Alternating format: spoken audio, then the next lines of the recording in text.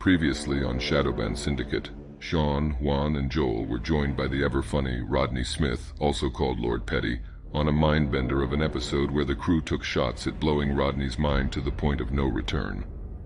The alchemical homunculus versus the Nephilim was a brain-bender for the Lord of Petty. But seemingly and even more of a hot topic was the brief mention of Flat Earth, which took all of 5 minutes of the almost 2-hour presentation the crew did. Which tales spinned off into 10-page comments being written and 20-page emails being sent that had the crew thinking, how do people have the time to do this? The episode had Rodney and the crew on the edge of their seats like, who would win in a battle between a homunculus or a Nephilim? Could a Nephilim also be a homunculus? Will the crew say the words, Flat Earth, and trigger listeners to type 200,000 character comments the crew will never read? To the last question, I can most assuredly say yes. As a matter of fact, at this very moment, I can hear flat earthers beating their keyboards with comments like a West Virginia wife in the 1940s. But the crew now turns their critical minds to more important matters at hand. Find out what these are and more on this episode of Shadowban Syndicate.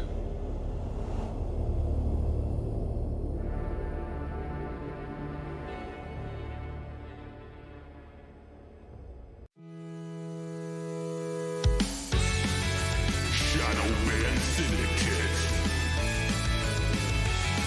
Pucker up!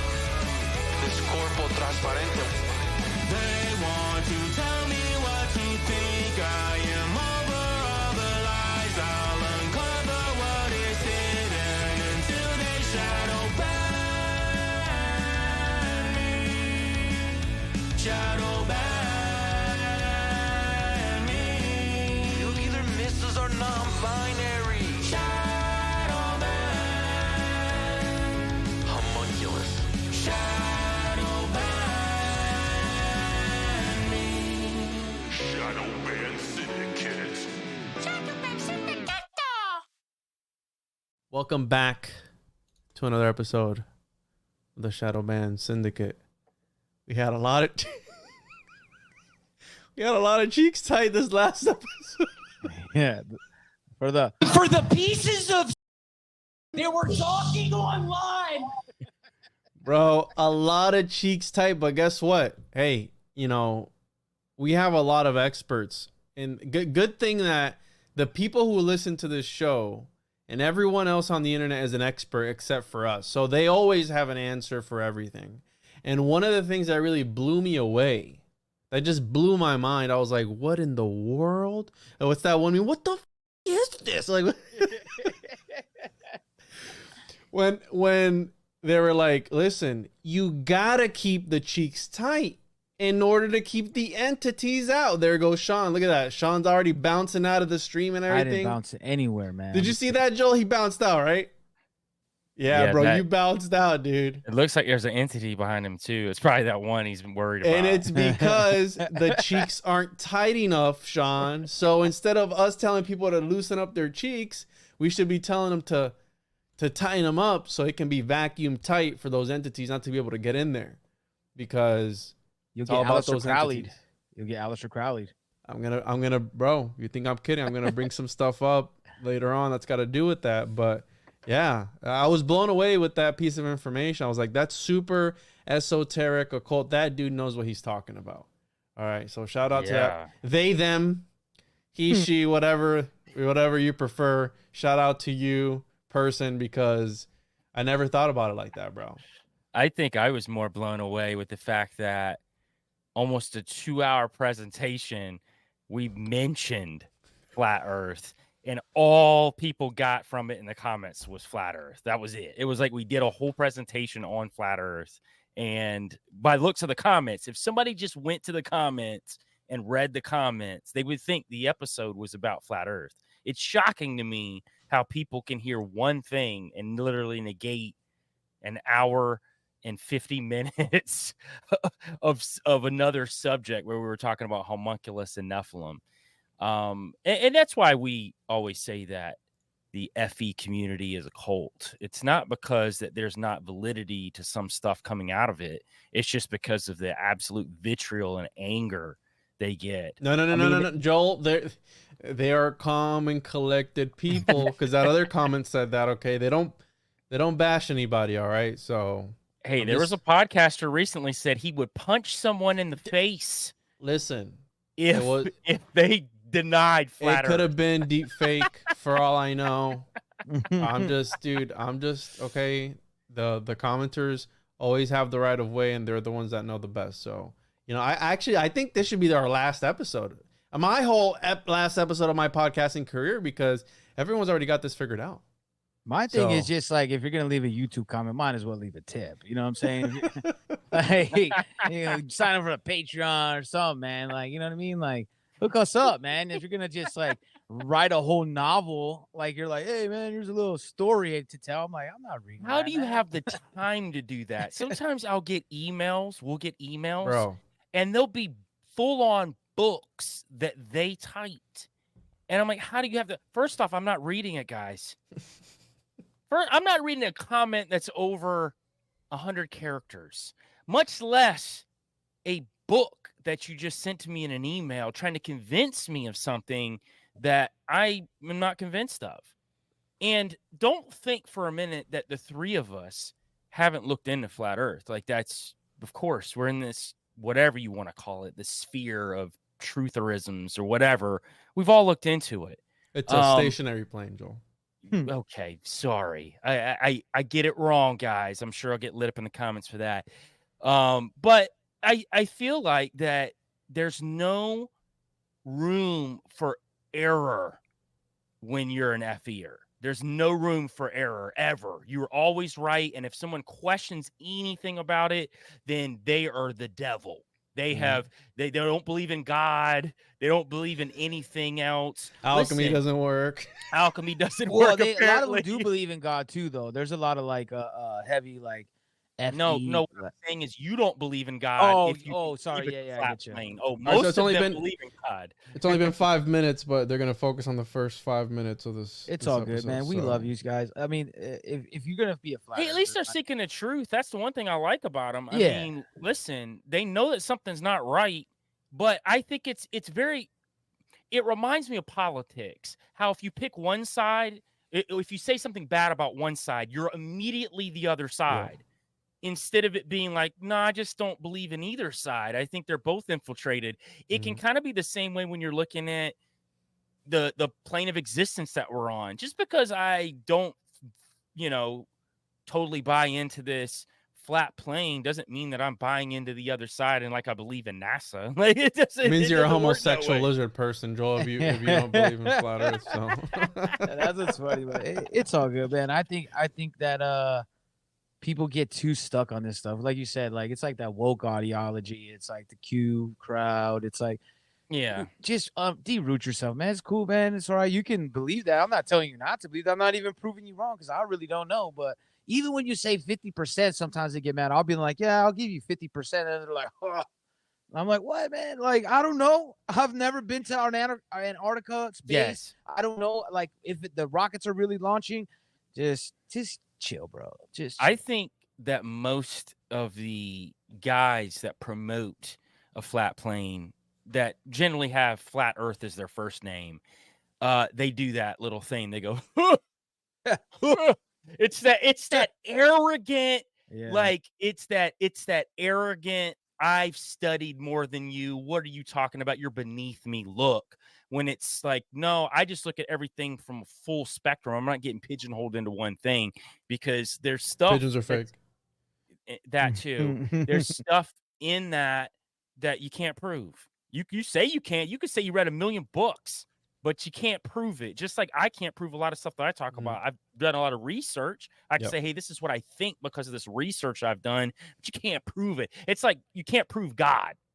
I can tell you this is why I believe that there's a God, and these are the things that have happened in my life that I believe there's a God, but I can't tangibly show you that. Just like you can't tangibly show me a flat plane. You can't. Don't try.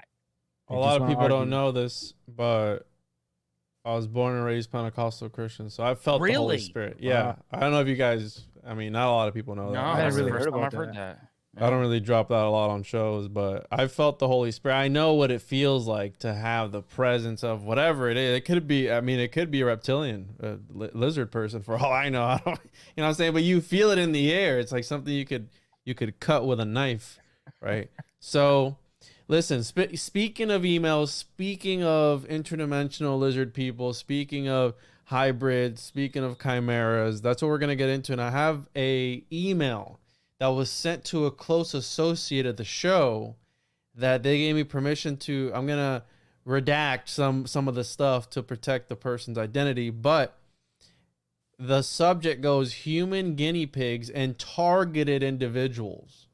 Okay, and it has to kind of do what we're gonna be talking about today about nanotechnology and all this stuff, but. Let's see here. I'm going to try and dance around this thing. Nanotechnology implanted into humans and animals does not exist. If it was not Dr. Redacted that put the robotic arm... Hold on. I don't even know I can say... Hold on. So apparently, all right, there's pictures of x-rays, and this person is claiming that they got a robotic arm from NASA put in their lower left abdominal quadrant. Okay, and they got pictures and everything. Okay.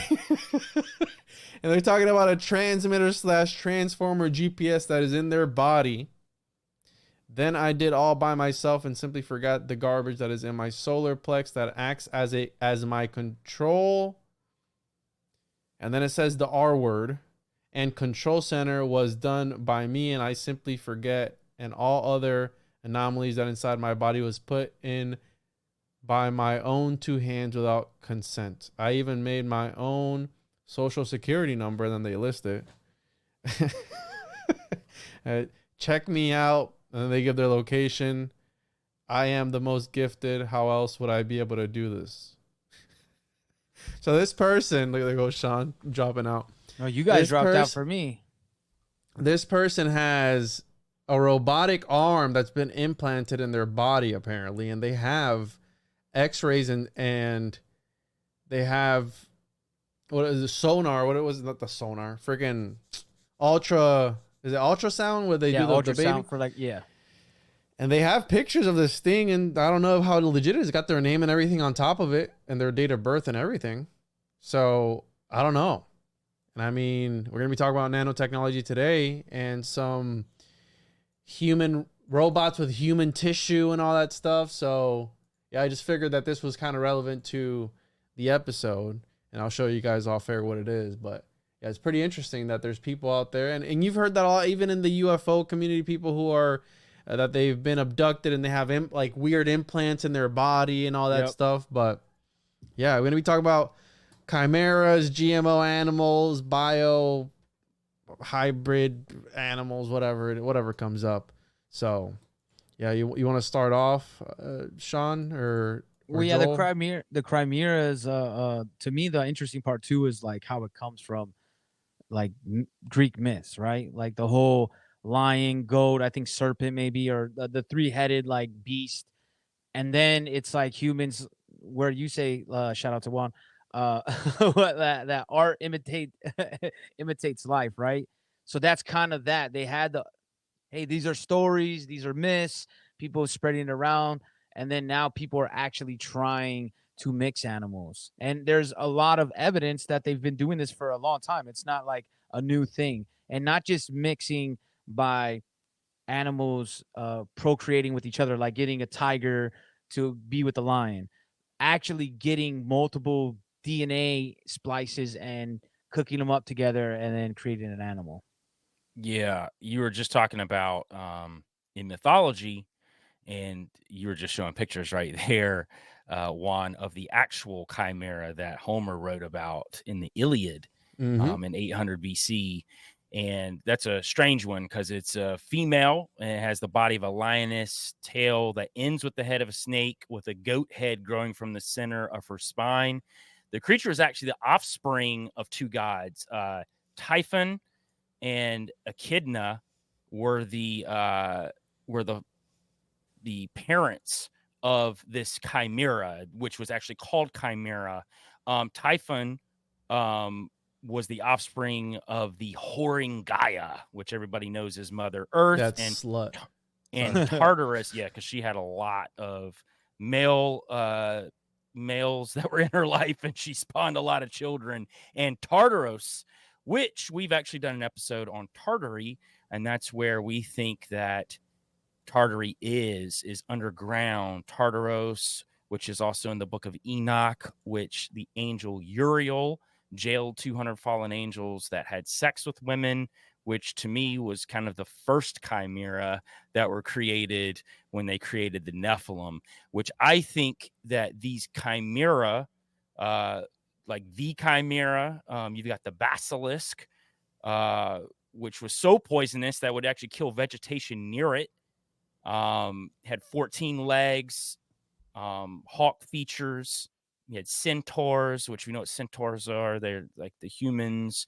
Have you seen that meme, bro? It's like, where would a centaur's be? Would it be in the front like regular? No. Or would it be at the back like a horse? It'd be in the back. I've actually seen them talk about that before. So yeah, you're gonna have this like upper portion that's just like the human part, but the back part it would be. You know, there's a horse's Reddit part. forum for that, bro. Like, Yeah, definitely. Well, which made me think too, when I was out in Utah, that guy Johnny that you guys saw in the documentary film, he talked to us about this fawn. It was a half man, half deer, but it had the antlers and it roamed that area out there. They would run up on people all the time. They could hear the hoofs going.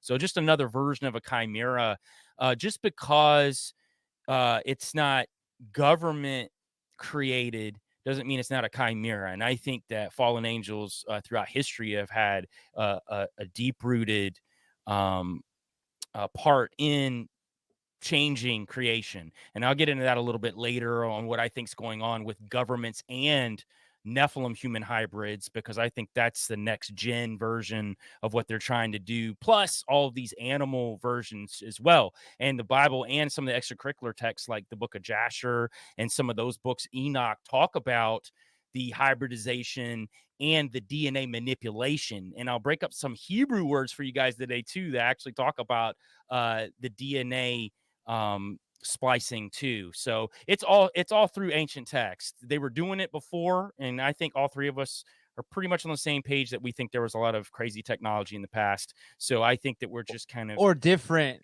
Like, I think, like, I always think of, like, it's not necessarily like phones and airplanes and the way that we understand how a combustible engine works. It's like this totally different, foreign to us technology. It's just figuring out ways of getting things done. And I think that's what alchemy is. You know, a lot of that has to do with that. The other interesting thing to me was that the word Crimea comes from this Greek word. I don't know how to pronounce it. I'm not going to even try, but it means she-goat, which is kind of interesting with the whole Baphomet, you know, like where the Baphomet worship. And I wonder if that plays a part in the whole mythology of it as well. Yeah, Baphomet is a chimera, right? The I forget what they call it. This, I think this could begin this completely wrong. The sabbatical goat, maybe I think is what they call it, or the goat of Mendes. I mean, let me double check here because you got to go to Mendes, right? Sabbatical goat.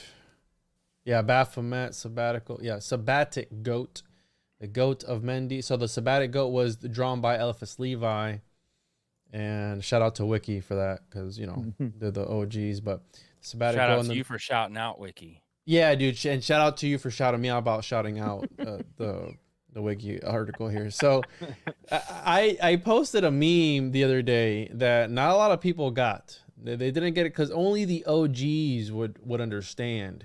And of course, it's got to do with anime. It's my favorite anime of Nina Tucker, and how in this anime, spoiler alert, her dad transmutes her with her dog into a chimera. And the whole again, depending on which version you watch, right?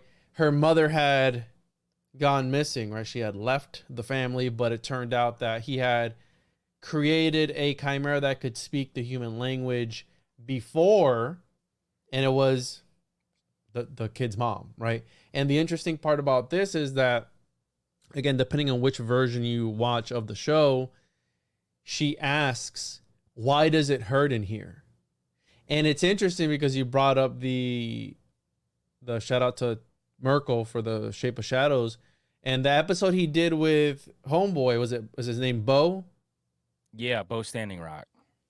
The episode he did with Bo, when he saw those creatures that were half man, half human, whatever they were, half animal, half human. Supposed to be like rakes is what they were supposed to be like. Something similar. They were yelling at them to end their life.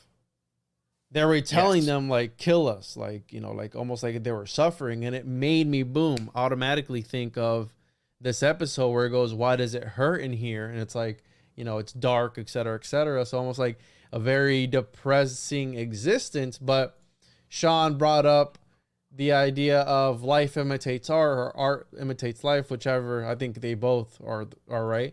But this dude, the man that dresses up in realistic dog costume gets taken out for a walk. So there's this Japanese guy that spent close to $16,000 on a realistic border collie outfit.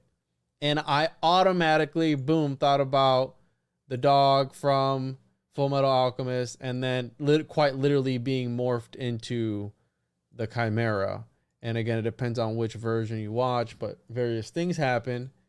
And it's very dark because the dude quite literally sacrificed his family in order for alchemy, which is super dark, right? And I mean, that I think that a lot of these shows, especially this Japanese anime, is like super occult. They'll put in stuff, they're revealing crazy stuff in these shows because, again,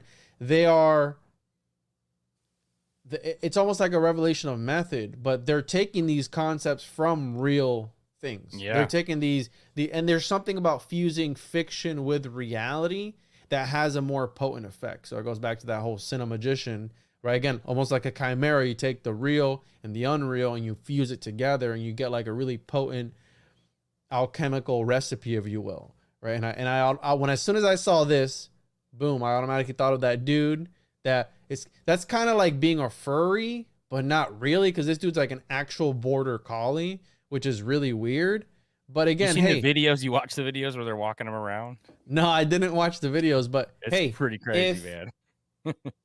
Homeboy's not hurting anybody, right? Like Homeboy's not doing anything to bother anybody. If he wants to get walked around like a dog, hey, so be it. Like do your thing. You know what I'm saying? It's like when they cross that line, but I automatically thought of that where people actually want to become these beings. And it's interesting because back then, I don't know if they were being symbolic, because there's that aspect of it, right? We're dealing with symbolism, or could we have been dealing with something literal? Because a lot of different religions, a lot of different civilizations depict the same thing.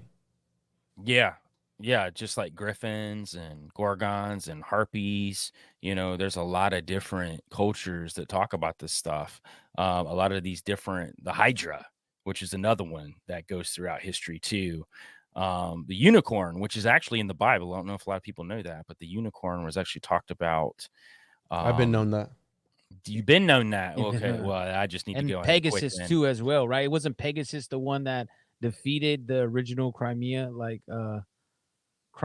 Crimea, isn't that too? And then Crimea is like the country, the province in Ukraine that he rushed to. Joe, I'm gonna need a shout out for that too, by the way. So just whenever you get yeah, did you know where it was at though? Because it was Psalm 92:10. No, I didn't know where it was at, but I've been known about and that. The Hebrew word was Rim, and that word is pretty much undefinable outside of the fact that it has to do with a horned creature. So that's the only thing that they could translate it to was unicorn. That made sense when they were trying to translate into the Latin Riem. So it could have been something different than unicorn, very much so. Kind of how we were talking about that word puck on the show, where it was undefinable, but it does have meaning to it. It's undefinable into an exact replicated word in another language. However, it does have a lot of different meanings when you look up the word. So when you're looking at Riem, it does have to do with a horned creature. And what's really weird to me, though, when they're translating into Latin, they knew of unicorns. So were there unicorns around that time for them to be able to say, oh, that's what they're talking about? Well, that makes more sense to me that, yes, it was during that time, which isn't that long ago, if you think about it. Thinking about the unicorn and robot chick, and I was like, rub my horn. Yeah, rub my horn. And then it would... Oh, man. So the idea of genetically modified animals. Now, I know we're talking about a little bit of the... I'm going to bring up some of the alchemical aspect of it later. But I know we're talking about the occultic aspect of it, but this is an actual thing. There is actually genetically modified animals that have been genetically modified for a variety of purposes, including producing drugs, enhancing yield, increasing resistance to disease, etc. I don't know if you guys have seen Super Size Me 2, I think it is, where the dude gets into the chicken sandwich selling business and they reveal what's really going on in that industry. And these chickens, they're pumping them, so they've genetically modified them to where they grow to full size in a matter of weeks, like way faster than a traditional chicken. Now, with that growth, also everything else is growing at a faster rate. So their heart, their lungs, everything is growing at a faster rate. And these chickens are quite literally having heart attacks. Their hearts are exploding because a lot of them will just fall over. And when they do the autopsies, they're like, hey, listen, like both these chickens had heart attacks. When they're gathering them around to pick them up, to take them to get processed, they're dropping dead because they're having heart attacks. Like, these chickens are modified specifically for the chicken breast on it. So we consume that, right? Anyone who's consuming meat and consuming meat from like a grocery store. Well, like it if depends. You get it from a farmer and like the farmer and you see the chickens and you see the cows, like it's a lot different. But yes, you're correct. Most of these, and this has been for a while, like even the cows, like they genetically modify them so that they produce more yield, basically, like more food. But not only that, you got to take it back to even 15th century, early AD, all that, because I think just like now, how we're trying to find super soldiers, it was kind of a similar thing. Like they were trying to crossbreed things and figure that out. I mean, whether alchemy was involved or not, even if you take that out of play, they were still trying to breed things to have a strategical advantage over other countries. And that's why we get, I think, some of these wild beasts, because I'm sure that they just brutally wise probably like trap the wolf with another animal and try to make them mate. You know what I mean? Even if you take the alchemical stuff off the table. Plus, the way they get a lot of this stuff through now is similar to what they do with the cloning. Is like when they were in 2002, like me and Joel had talked a few episodes back on Kill the Mockingbirds, that to kind of like push the whole cloning issue, they were like, there's people that can't have babies, so we really want to help those people. And I see a similar thing with a lot of these animals and stuff, where they're starting to be like, well, maybe if we could learn this, we could regrow organs and we could help people with hearts. And they've tried to transplant different animal parts into humans, vice versa. And I think that the way they get through the red tape in a lot of these issues is by making it seem like something that's going to help further the human race. Yeah, and according to this, humans have domesticated animals since around 12,000 BCE. And because, again, it's not just genetically modifying them. When you're selectively breeding or artificially selecting and picking which animals are going to breed with, that's a part of, you're modifying the gene there by doing that. And I mean, that gets into a whole rabbit hole of things that have happened in history, right? Of the chosen people. You're talking about the super soldiers, where you have Superman, the Übermensch, right? The chosen race, without saying the word, because it'll get flagged on YouTube, because trust me, ask me how I know.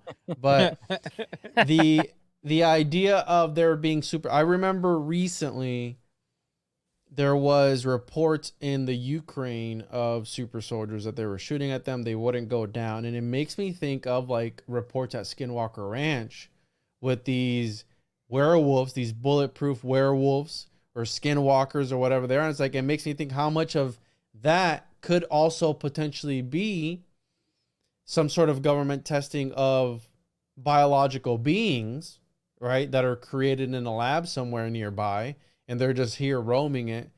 But again, my whole thing with that is like, we don't see stuff that happens at Skinwalker Ranch really happen that much in other places, right? Like Skinwalker Ranch is like a special place that's known just for that. I know there's other places, but Skinwalker Ranch is infamous for being Skinwalker Ranch, if that makes any sense. Yeah, for sure it does. And just to jump on what Sean was talking about, I completely agree. And there's so much evidence out there, Sean, that shows that how that they push the agenda of being able to create in the lab things that you wouldn't normally be able to do is by saying that they're going to help you. I mean, in 2006, National Institutes of Health, they developed guidelines for the use of human subjects in which could, what they said, the next frontier in medical technology of genetic enhancement. And their whole purpose in doing it was to enhance normal individuals, to make them smarter, stronger, or better looking, which we already know that celebrities are doing right now. Sean would totally do that, bro. 100%. Oh, already doing it. But even not all to like, it's not on this massive scale, but there's even a lot of plans, and we've posted about it before too, like where they want to have like all these incubators, and that's the new way. And I think they're slowly pushing that. I think that's going to be how they go, hey man, you don't want to be pregnant. They always tell you like, hey, it's you don't want to do that. Like the same can be said for why 18 years old, like why college, everybody goes, hey, oh, how come we have to pay all this college stuff? Why do you have to pay that? Because at one point the government was like, you don't want to have to work the summer, so you have to pay for college. We'll give you the loan. That's back in the 60s, 70s. They got the loans. The schools were like, oh, well, we're just going to up the price. That's the same cycle that continues to happen in any aspect. It's not just on the low level politics. Same thing's happening in this science, quote unquote, that people are doing. And I think that when you're talking about like the human studies there, they even try to have a patent in the actual patent was December 18th, 1997 with Dr. Stuart Newman. And we were talking before we got on air, how you were saying that supposedly the patent was rejected, at least on the U.S. front, but they were, doing some of these experiments overseas in different areas. And I don't think that stuff stops because just because the patent doesn't, we don't know what happens. And the government goes, ooh, we're already doing that. And when you think of any cryptid is easily one of these Chimeras or whatever. That man, I'm gonna keep messing that up now, man. See, Chimeras, bro. Get with Chimeras. the program. I'm gonna jump off this podcast right now, Sean. You say it wrong again, I'm gonna drop out. I'm not gonna say anything. Crimea is a country, right? Yeah, that's that's what I mean. That's just the geopolitical coming out of Sean. I'm sure the comments will correct you, bro. So shout out to them. Don't worry. Yeah, don't worry, bro. They'll make sure you know that Crimea is the flattest part on the flat plane. But this stuff doesn't stop. Just like when George Bush Sr. said, hey, we're not doing Operation Mockingbird anymore. You know what I mean? You're like, oh, all right, cool. They just put it out in the public sphere, I feel. And then we go into the back doors. And even if the government is not in on it, yeah, exactly, literally.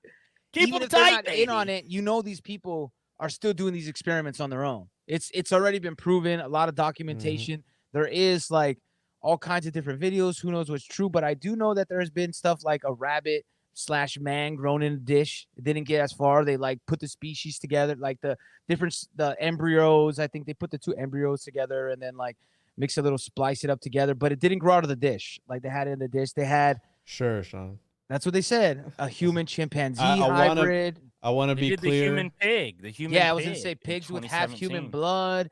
You got goats and cows that lactate human milk. Nice. You got pigs and sheep with human organs. You got the mouse with the ear. You know how the ear on the back, they try to grow a human ear on a mouse with human liver. Yep. So there's all these experiments that are going through.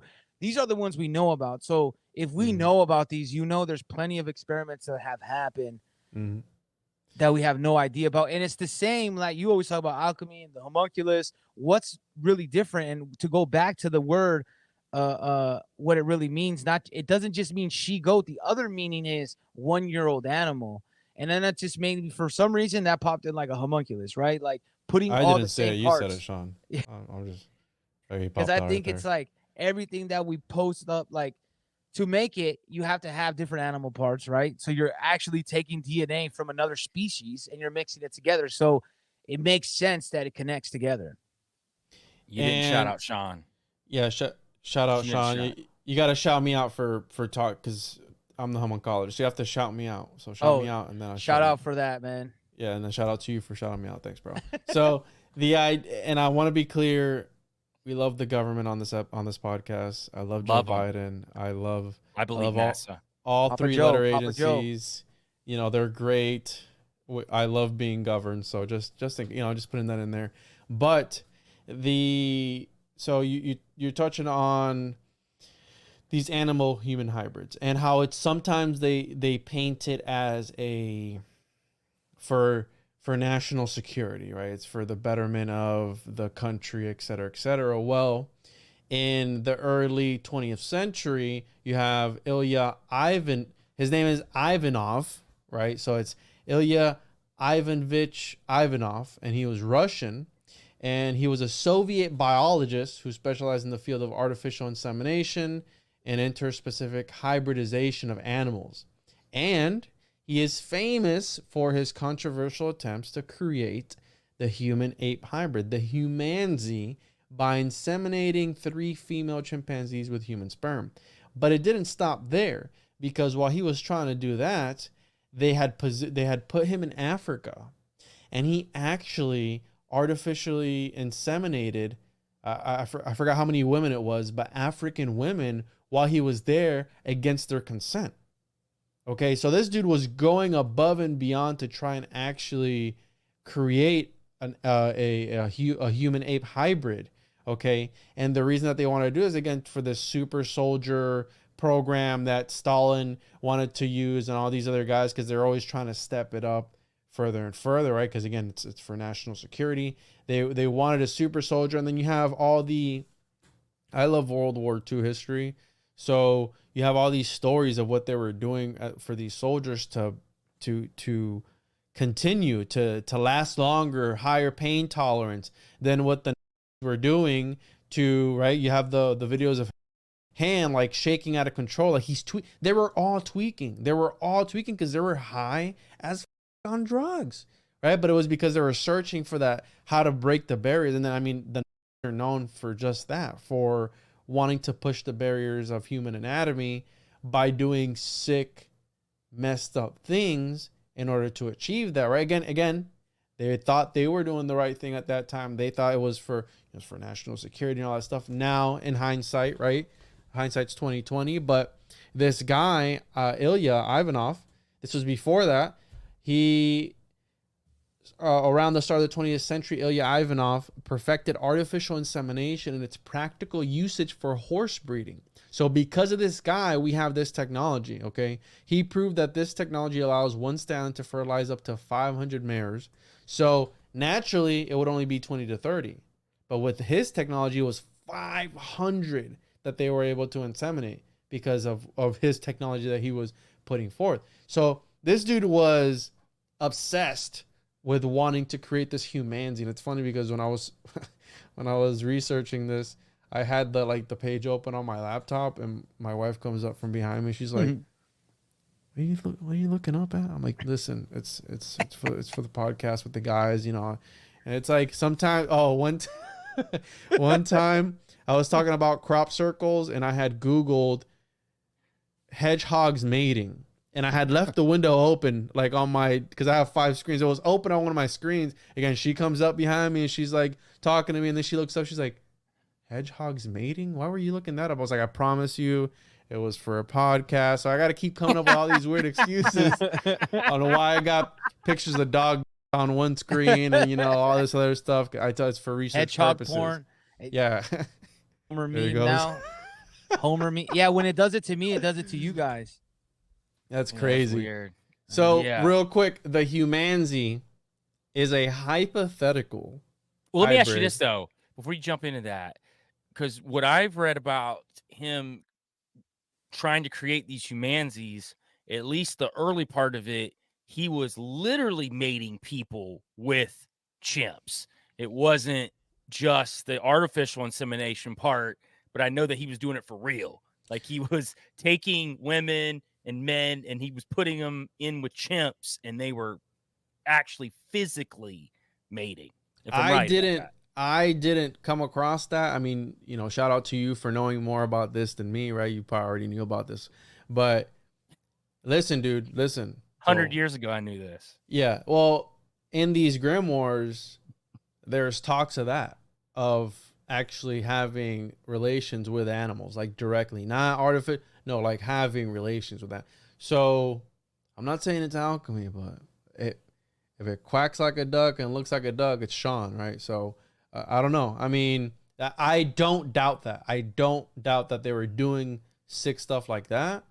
Yeah. And then they, you know, in the research journals, they were artificially inseminating it with a syringe and all that. Like, I mean, if you think in modern history, what's his name? The philosopher, not philosopher, his Edward Benet's uncle. I can't think of it right now. Sigmund Freud, right? Like, think about him. He was like, man, every man fantasizes about their mother, and you're like, bro, that's you, bro. Like, that's just literally you. Like, and you're trying to tell, like, no, man, like that. You know, when you're with the boys, shit. Like, man, I just want to give it to my mom sometimes. Yeah, you're like, what? And they just look at you like. It's like, wait, so a lot of these like, people that do research, they base it off of something crazy, and they do crazy stuff, man. Like their experimentation, they're full in, they're rooted it. In the name of science, Sean. It's for science, all right? It's for the advancement of humankind that we have to do these things. And speaking of chimeras, make sure to check out the Homunculus Owners, man, where we have a chimera on the cover right there. Cover. Yeah, right there. So Homunculus Owners Manual, make sure to get your copy. tjljp.com, and it'll show you how to make some chimeras. So yeah, dude, I don't doubt that these dudes were doing that, and I'm going to read some stuff later about what these alchemists were saying about hybrid animals and some experiments that they were doing back then to create these artificial animals for their own uses. So the humanity hypothetical hybrid of chimpanzee and human, thus a form of a human-animal hybrid, and then serious attempts to create such a hybrid were made by the Soviet biologist Ilya Ivanov in the 1920s, and possibly by researchers in China in the 1960s.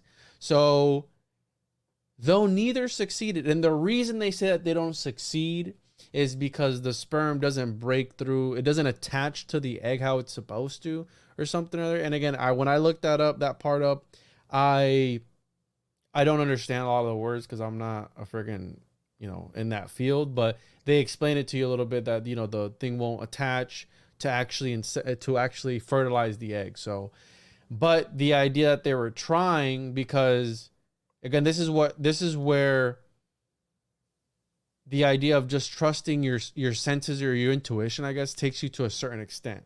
So just because it looks like a flat plane, right, with your eyes, doesn't mean it might actually be I'm just saying, right? So these dudes back then, because the idea of eugenics, the idea of selective breeding came from Pythagoras, actually. And then it influenced everyone down from that. So back then, bro, they thought that there was a little man in the sperm. It's called preformationism, where they thought that everything in life, everything in the world existed as a miniature version of itself and just grew. Like, was it chia? Was that the... The plant? That was a plant. But that's not a good example. A better example is those capsules that we had as kids that we would dunk in the water. In the water? It would grow like really big. The little dinosaur things, like they were like sponge material where like... Dinosaurs are fake. Everything's fake. Sorry. Yeah, dinosaurs. Well, the little dinosaurs that you would put into the big dinosaurs first. Like... Sorry, dude, I didn't mean to bring that up. This whole episode's fake. This whole episode. These humanities are fake. So yeah, the who is real? And so again, this idea, they quite literally messed around with it, and they actually tried to do it because chimpanzees and humans are closely related, sharing 95% of their DNA sequence and 99% of DNA sequences. So let me bring this up, more of the occultic aspect of it, because you brought up cryptids, Sean, and the idea of the ape being the animal of choice for the magician, because the ape is what they considered a liminal species. It's not fully man, it's not fully beast. It exists in this intermediate world, and they believed back then that apes were reincarnated people who had sinful souls. Okay, so the ape is like exists in this occultic aspect to them, where it's like it has a bestial nature, but it's not fully man. Almost like a punishment from man, like you said. Like once they, hey, you weren't right enough, and you have to now be this primitive man type of creature. You're not, like you said, a beast, not quite an animal, but you have some of the same instincts, but you're still gonna have to live a primitive life. Yeah. Here we go. So there were a variety of non-supernatural explanations for monsters' birth, including astrological and seasonal and seminal menstrual factors, etc., etc. Here we go. So, no, it's not the one. Anyways, all right, the complete hybrid. Oh, this is embarrassing. I don't have this pulled up. So I'll take chances. Let me kill this nigga.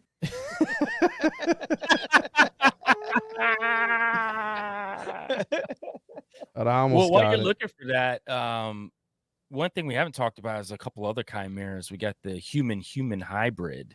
The human. Yes. So this actually exists and is very rare. There is an American singer, Taylor Moole, and she was discovered to be carrying genetic material from her fraternal twin sister, whose egg fused with hers in her mother's womb. So half of her torso has darker skin that comes from her sister's DNA. Whoa. Which is really crazy. Yeah. So they call it the human hybrid. But I did find something really funny when I was looking into some stuff about Taylor Moole. Her father was VP in charge of production at Universal Studios, and he was a huge Hollywood mogul. He oversaw like Psycho, The Birds, To Kill a Mockingbird, Pillow Talk, Spartacus, like all these big films back then in the 50s and through the 70s. So she came from, we always like to say these elites, these Hollywood elites. She came from that whole thing. Yeah, nepotism. So at the end of the day, we don't know even that far back. Was she something that was experimented on in the womb as a part of, hey, let's check out and see what these human of do? We don't even know if what they're telling us is true about the human hybrids, but it said that her whole, like half of her torso is in completely different color. That is a part of her sister, which is crazy. But they call them the human hybrids, and it's not a unknown thing. She's not the only person to have it, but it is known throughout the world. That was an interesting one, and I also ran across the Chimera. So they're actually creating Chimera fight other diseases. They created one with a mouse and a human viral gene that's supposed to help treat, which I think is really odd because they're saying they can cure it in mice, but they can't cure it in humans. Yeah. And it's not financially beneficial to cure it in humans, is what you're trying to say. So, but I thought those two were pretty interesting. Those are like a little bit of your offshoots of chimeras that you don't hear a lot about. But the human chimera, I thought was really interesting. I found the part here. So this is in relation to the Liber Vacay. Later in the text, a fifth experiment on a related theme describes a series of operations for creating various magical, unnatural, or hybrid creatures with the purpose of producing a final substance that will cause men to appear to be apes. The ape was thought to possess greater rationality than other animals, and its disturbingly close relationship to man was often explained according to a descent pattern of divine punishment that asserted that apes had once been sinful humans. Albertus Magnus suggested that apes situated below pygmies but above animals possessed together with pygmies a, quote, more lucid, estimative power, unquote, than other animals. But the similarity between apes and men led apes to be viewed as monstrous and unnatural. Their man-like appearance and ability to learn tricks was thought to be combined with an unruly and malicious bestial nature. Hildegard of Bingen claimed in the Physica that apes had no medical value because of their unstable nature. They were neither completely human nor completely animal.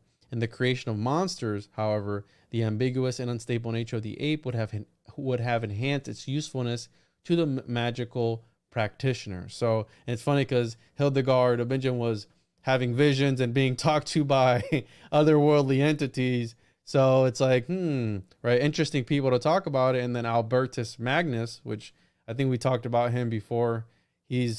Magnus is the guy in charge of ethics at Harvard or Yale or something like that. So like the nasty, it's weird they put these people in power almost like if they're from their lineage or something, right? And speaking of people in power, that would also be some sort of genetic engineering. These families that keep it all in the family. I know we were talking about Freud and him wanting to have sex with his mom. Well, these dudes back then were probably doing just that because they felt that they couldn't pollute their bloodline. So, when they talk about the Illuminati and these 13 bloodlines, et cetera, well, they're practicing also a form of genetically modifying their lineage or whatever it may be, right? Their entire bloodline. I mean, we see that with the Habsburgs chin, where they would be super deformed. A lot of them would have hemophilia, right? They would have a lot of different disorders because they were so inbred. I mean, that's not a conspiracy. That's an actual thing. Yes. And I have a few hybrid animals, the Kama, which is between a camel and a llama, which is really interesting. And the reason that they did that, and apparently there's this whole camel cloning documentary on Netflix that I haven't watched. Apparently cloning camels is a real big business in Dubai, I believe. I still haven't seen that. I know what you're talking about. I keep seeing it on my The King of Clones, queue. I think is what they call it. I still haven't watched it yet. I was starting to about to get into it, but then I just kept forgetting about it. Well, I already knew about it, so it's fine, dude. Like, shout out to you, man. Yeah, thanks, dude. Shout out to you for shouting me out. So, but let me jump in real quick before you get into too much. So we're talking about earlier about Homer, right? Homer is the one that brought out this whole terminology and what these creatures are and all this stuff. But isn't Hermes around the same time as Homer? And Hermes is an alchemist, right?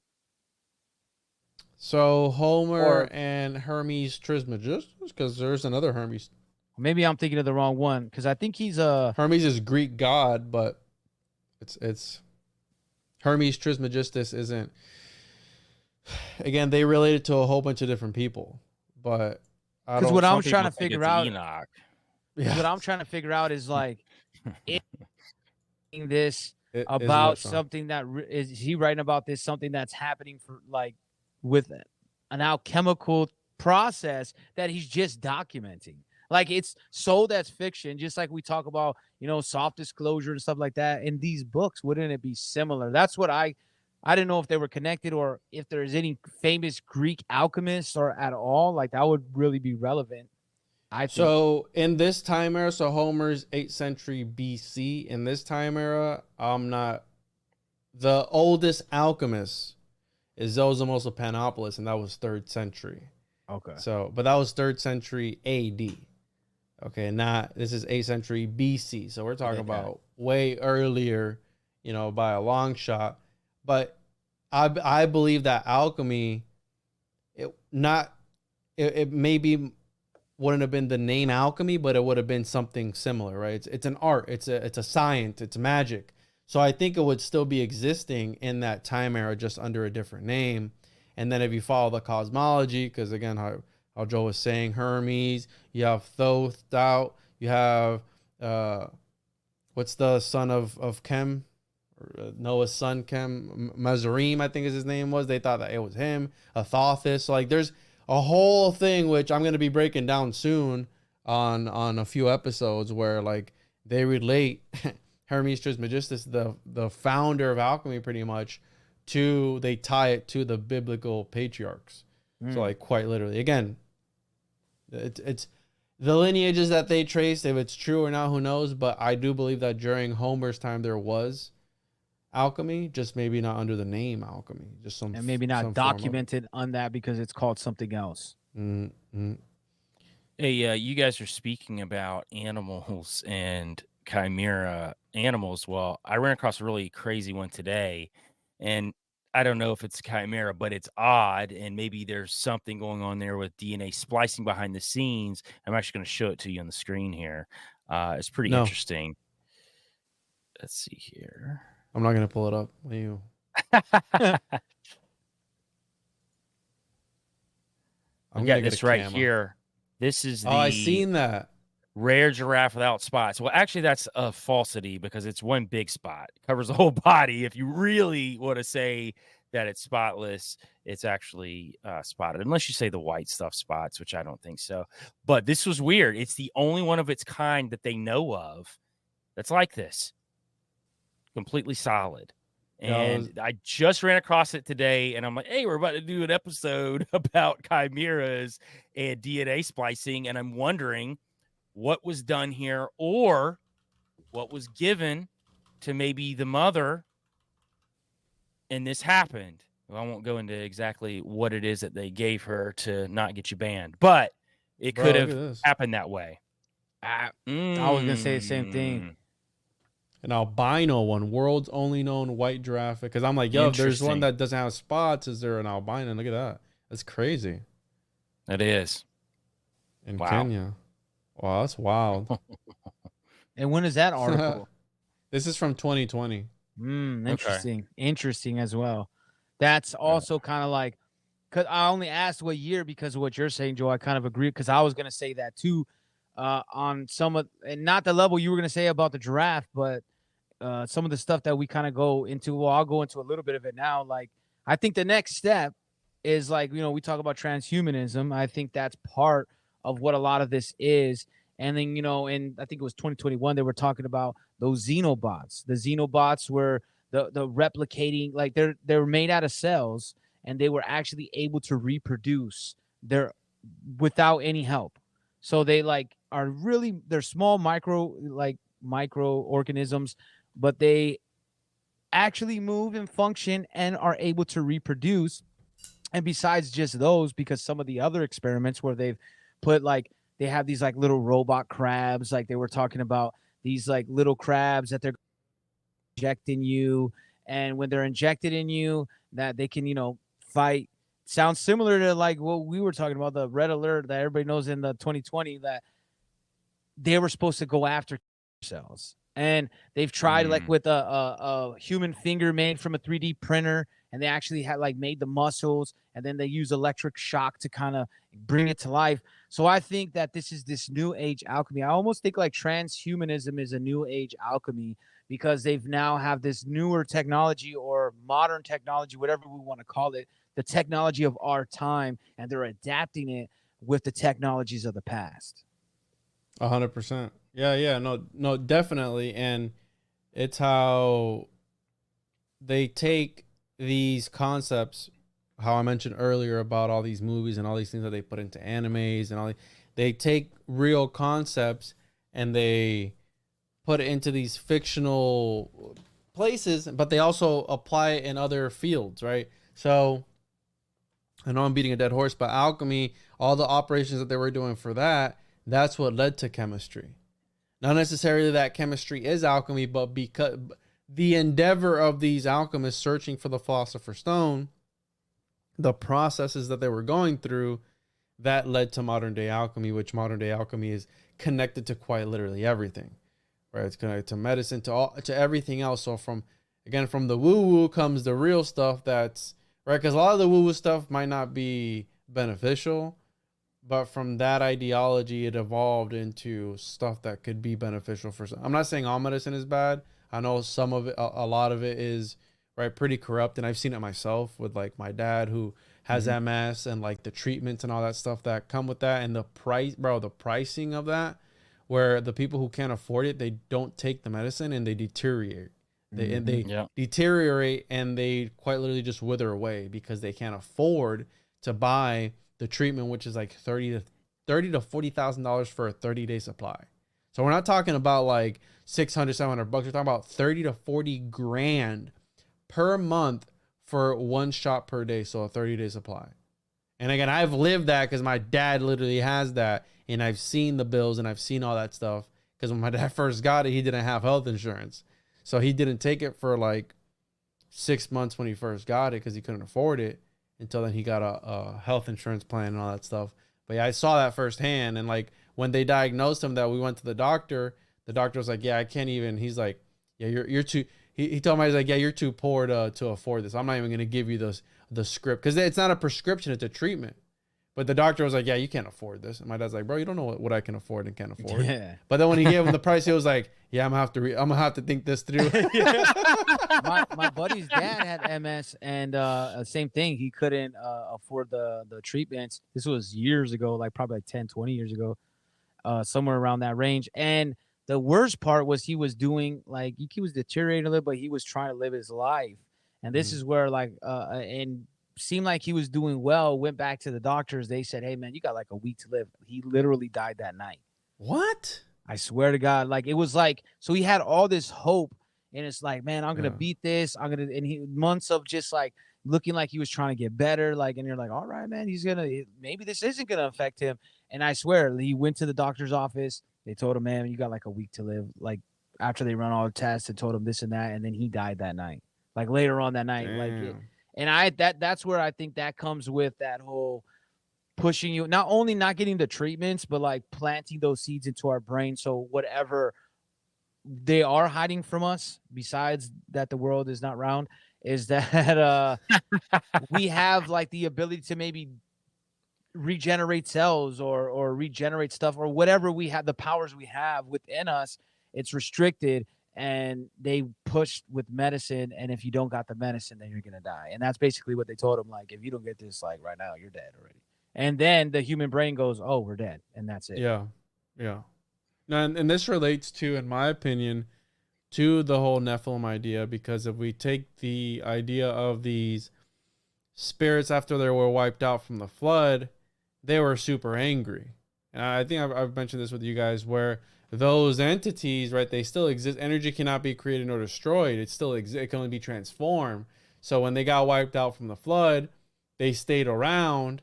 And they were pissed, right? And this is where we get these demons and all that stuff that take over these people in power, who then want to corrupt all these bloodlines and still wipe us out by producing this poison that they force people to then use, right? And I mean, we all know what we're talking about, you know, Code Red and all these different things that have been going on.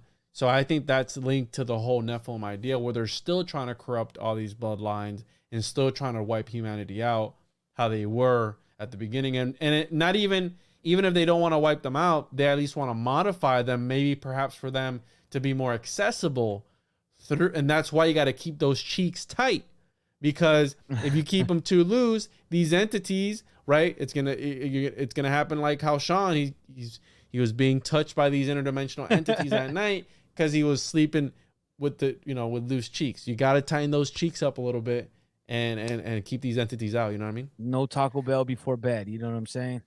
So you just gave me like the nice little segue into a nice portion I've got. You need to give me a shout out for. I give Juan the shout out for opening the door for me to talk about. Shout out to you for shouting me out. Yeah. Shout out to opening the door so I can talk about human Nephilim hybrids, which I think that we're moving towards for sure. And I think they do have them already. I think this is going to be a way to blend Nephilim in with society. There may be some differences, maybe some superhuman enhancements, but I think for all intents and purposes, they'll look just like us. I don't think they're going to be like super tall or anything like that. Not the ones that they want to implement into society. Maybe they're already here. I think there's that too. Maybe that's what some of these people in certain positions of power already are. Maybe they are these like Nephilim hybrids, not just the bloodlines, but the actual hybrids, because they do have some enhancements that they can utilize to further their goal. And I found some really cool stuff about that. You were just talking about the Raphaim, and we know that Rapha means, dead in Hebrew. Well, some of the cool stuff that I ran across was, there's some talk of DNA and governments wanting to clone or mingle organisms. And y'all may laugh when you hear this, but they call them Homo Nephilim. So I don't know if their cheeks are tight, but I don't know if they're tight now, but they call them Homo Nephilim, and that not is a good pretty look, much bro. I'm gonna just say not that. a good look, but it is what it's called. You know, when I saw that, I was like, man, I cannot wait to drop that on this show. I was like, I knew you guys would follow. That's what they call it. It's the mixture of Homo sapiens and Nephilim. These Homo Nephilim got fat cheeks too, bro. Right? Oh yeah, you gotta watch out. So here's an interesting idea that I read across about these Rephaim and why that they might be a good source of DNA source. Now, I know we've talked about how the Nephilim were before the flood, and a lot of people wonder how they came back after the flood. Clearly in the Bible and in extracurricular scripture and all that stuff, you know, they came back. And I think it's a myriad of things. I don't think it's one particular thing in my opinion, but this was a new one that I just ran across, and I was reading this book that I've been reading here. Matter of fact, I'll put it up here so people can see it. It's called Unearthing the Lost World of the Cloud Eaters by Stephen Quayle and Thomas Horn, which I read a lot of Quayle stuff anyway. He's got some really cool stuff. That's just for people that like to read.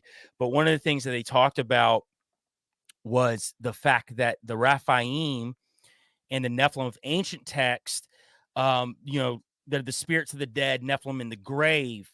But one of the other meanings of Rephaim is also to heal or to be healed, as in resurrection.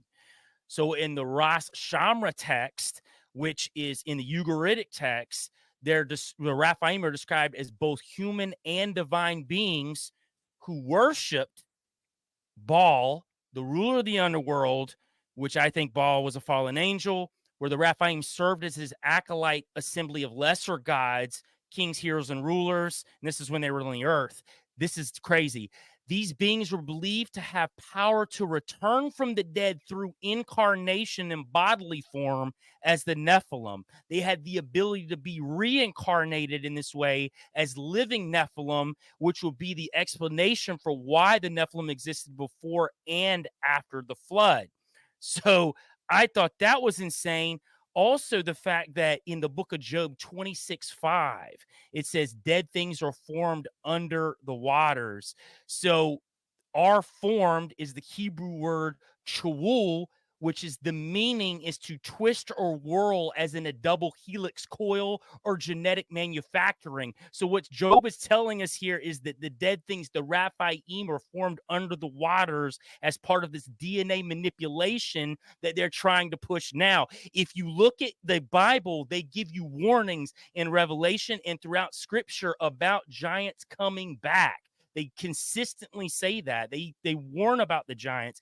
And even in Isaiah 13, he talks about open the gates, you ruler, I give command, and bring them. Giants are coming to fulfill my wrath. So they constantly talk about warnings of giants, warnings of Nephilim for the future. I think it's going to be some sort of Nephilim hybrid as a part of that. Do I think that the Nephilim portal babies and all that can happen? Absolutely. I think you're going to see giants in that final deal. Your giants will come, but I think that the real deal is what's infiltrated in with society, that's underneath our noses, that you don't notice, that you don't see. And I've said it a million times. I think that if you believe in scriptures or any scriptures that talk about, you know, the Antichrist or someone that's going to unify us, because Sean and I were talking about this the other day on the phone about the Antichrist. We don't think that the Antichrist is going to be bad or polarizing. He's going to be someone that everyone loves. He's going to unite the world.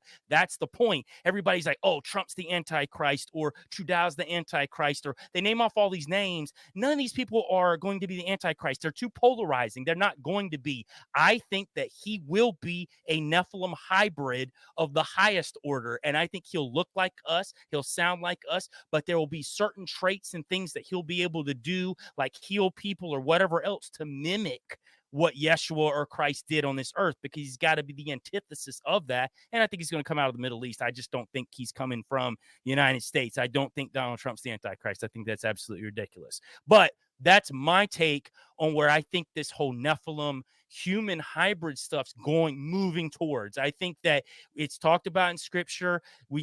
There's so many things that we've seen, and if we believe in these bloodlines, we believe in what these guys and these agendas are pushing, they're going to find a way to make the most powerful human possible. And what better than to mix it with giant Nephilim blood, and then you really create super soldiers of the highest order.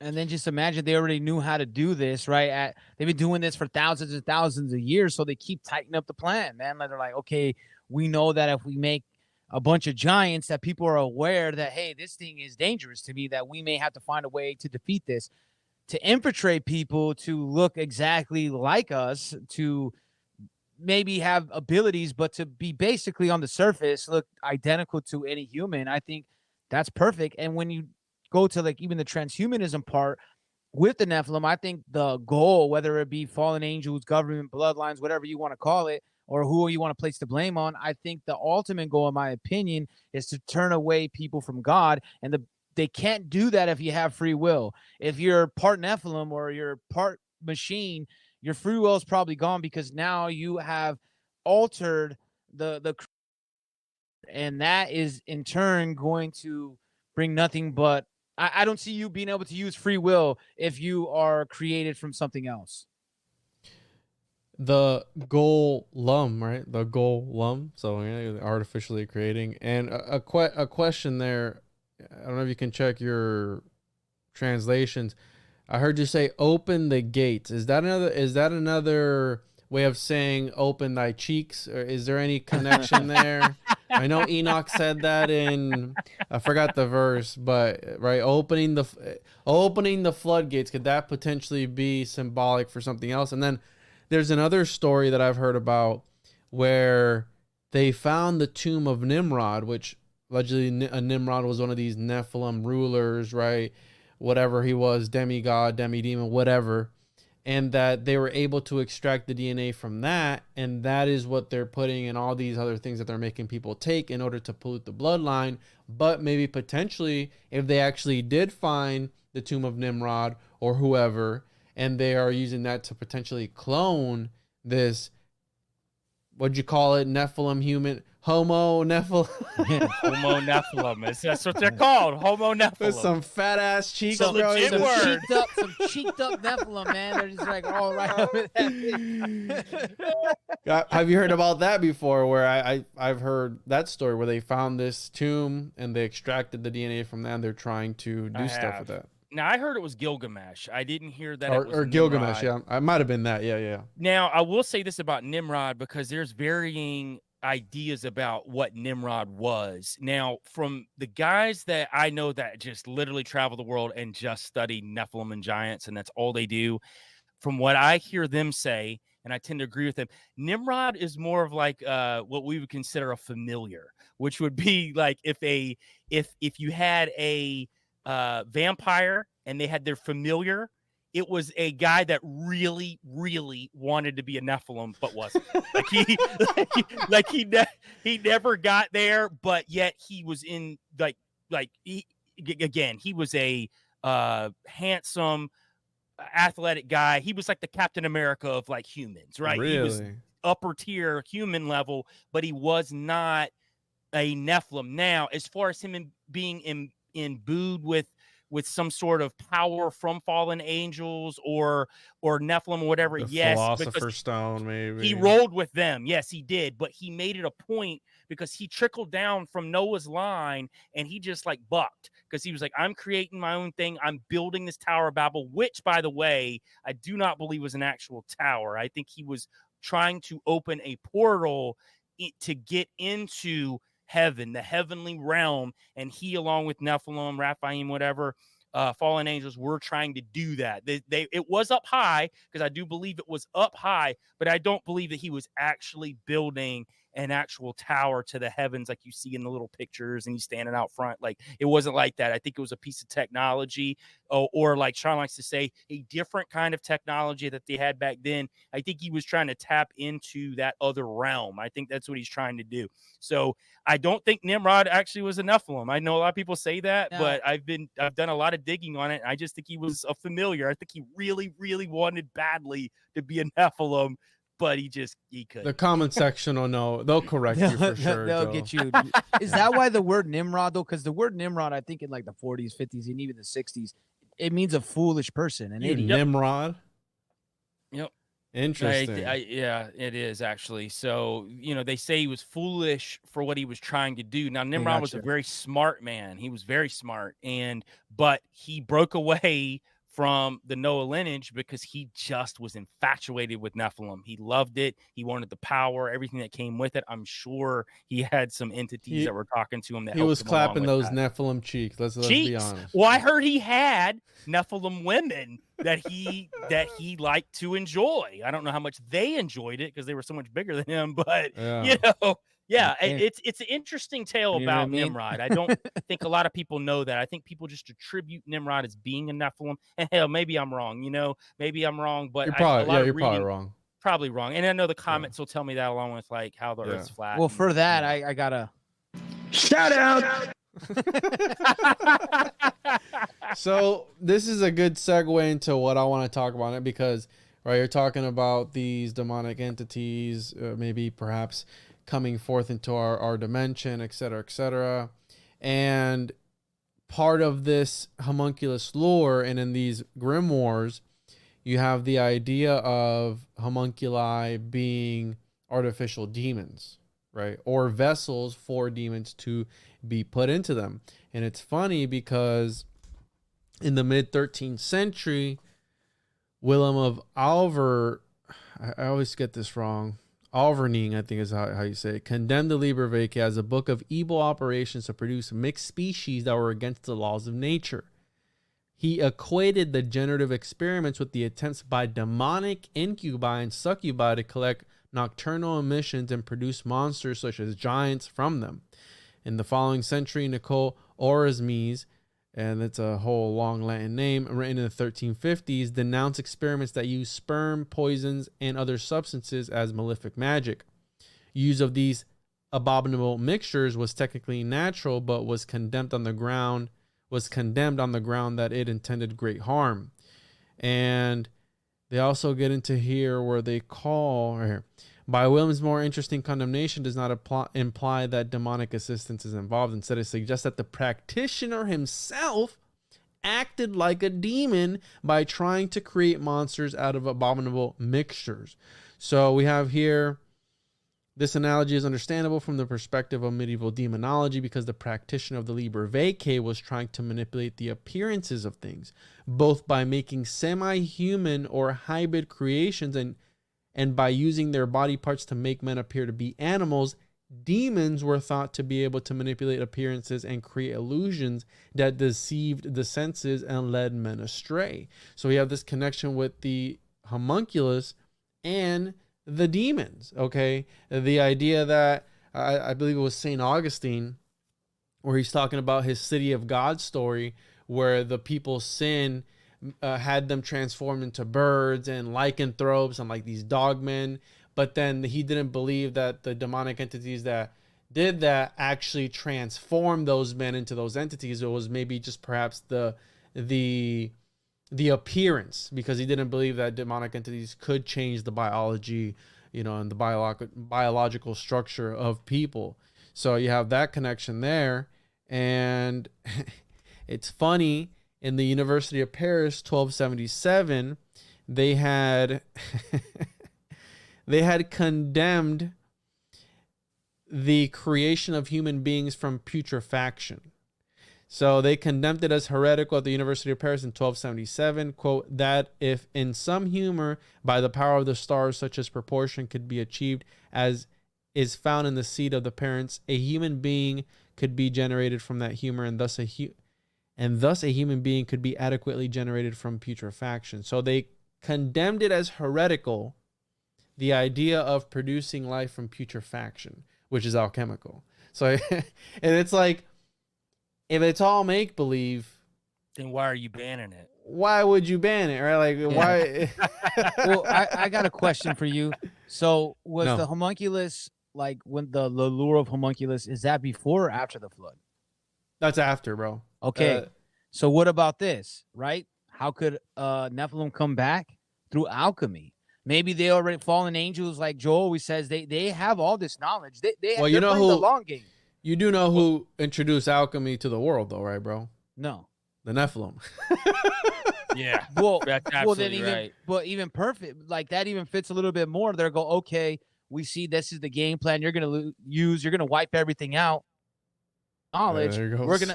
We're gonna pass this knowledge back down, and then maybe a homunculus is creating Nephilim. It's alchemical. Yep. Like, hey, we're really gonna make it ourselves, not just by mating, but actually we're gonna take this, we're gonna take that, we're gonna mix a couple dog. Boom. Boom. Well, It's all check about the this. dog. Like I was just talking about early in those Ugaritic texts, they were saying that the Raphaim had the ability to reincarnate into a bodily form. So that's how they may have came back after the flood, which I think there's a combination of different things going on here. I think you had some that got off in portals and got off Earth. I think maybe some of them even went in the Earth. I think you've got some that maybe could have reincarnated in a way, maybe more homunculus, like maybe there was vessels created shout for out for that. these. Shout out to Juan for shouting me back out for shouting him out Thanks, just dude. now. That was like precognition, like you precognitively knew that I was going to shout you out.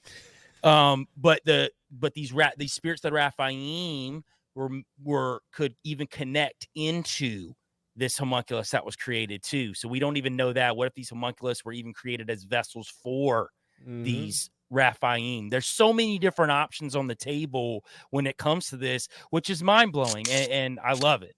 Now we're cooking, baby. Right, Juan? We're cooking. now we're cooking with gas. So, all right, we've talked a little bit about the actual the occult aspect, the metaphysical aspect, the Nephilim aspect, the homunculus, the alchemical aspect, the actual genetic modification of animals. I brought up the Kama. Another one of my favorites was the Wolfen, which is a whale and a dolphin mixed together. You have the Liger, you have the Libra, you have all these different animals that are chimeras. That's an actual thing, and that's an actual term. You have the humanized mouse, which is really a really interesting one, where it's a mouse carrying functioning human genes and cells, and they use it to test stuff out. Again, very, very weird. And you can even go online and buy these kinds of mice. Right, you can actually go on websites and buy these kinds of mice. And just remember too, in California, there was a Chinese a CCP lab. Oh yes, with all those mice, genetically modified mice. Yes, and there was when I made that post about the pigeons being fake, I had a lot of people hit me up. I had a lot of people question their realities, and Justin from Crypts of the Corn says he's got something for you when it comes to that. we got to get him on because he's got to break it down, because a lot of people were hitting me up. I eat pigeon. I go, listen, some of them are real, but we know that DARPA was messing around with genetically modifying animals, and pigeons Absolutely. was one of the animals that they were mixing in machine with biology and all these different things as this transhumanistic bird. So quite literally, the pigeons, some pigeons are not real. Okay, not all of them. Some of them are not real. And this was episode 1299 from the Joe Rogan podcast. I know some people are, Rogan's is controlled up. The lady was kind of shady. Yes, she was kind of shady, but she was bringing up some stuff that relates to the humanity, because, right, I mentioned World War II earlier.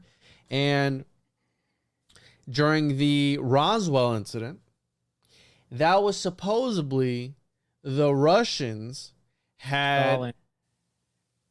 what? No, it's Stalin. Yeah, where you're talking about the UFO that they. Was it Stalin? Well, yeah, Stalin was in charge of, like, he was the man in Russia at the time, and like that he had supposedly constructed a craft and modified humans to look like what they think of as aliens. And that's, I don't know how much truth there is to it, but during that time there was a lot of weird experiments going on. Sean, right? We're talking about Nephilim, and we're talking about aliens and all these different things. So the idea that perhaps Roswell, because you have people like Crowley who take, or Kenneth Grant, that says that Crowley was responsible for the modern UFO age in 1947, right? With Lamb. With Lamb. So now you have this other twist on the story of it was actually the Russians that constructed this vehicle. They surgically modified humans to make them look like little alien grays and then crashed it. But where were they taken? They were taken to Area 51, right? So the interesting part is that Hey, you gotta stop doing that, by the way. Gotta stop doing what? Throwing up those like 666s over there. I know what you're doing. Sorry. So the Area 51, the interesting thing of the number 51 in Typhonian numerology, 51 is the number of Azazel. And we know who Azazel was, right? See, now you're speaking my language now, because my thought process on Roswell has always been that these grays, whatever they were, whether they were human, Nephilim hybrids, maybe they were mechanical, completely cold, mechanical, or as I like to say, meat sacks for these Nephilim to come there. It was orchestrated. I think that it was absolutely orchestrated. I think they wanted to trick the governments into thinking that they were aliens. And I think that that was to bridge the gap between us and these fallen ones, because I talk about how technology had a huge spike after Roswell, and that we all know for a fact. So yes, I completely agree with it. And it could be any of those things we just brought up as far as theorizing goes on how or what it was that got there. But as far as the gap and the brokering between these fallen ones, who I think the governments think are aliens, these fallen ones and us, brokering this deal behind the scenes. And now we've had this huge spike in technology and all of this transhumanism and everything else that's come down the pipe. And what you were talking about earlier, Juan, about Code Red and how it changes the makeup of what you are on the inside. And you say it all the time too, Sean, how it changes your DNA, how that maybe that double helix becomes the triple helix. You know what I mean? You know what I mean? Yeah. You know what I mean? It also kind of falls into that Nikola Tesla 369 theory, right? 5 plus 1 is 6. It puts it into that same sphere.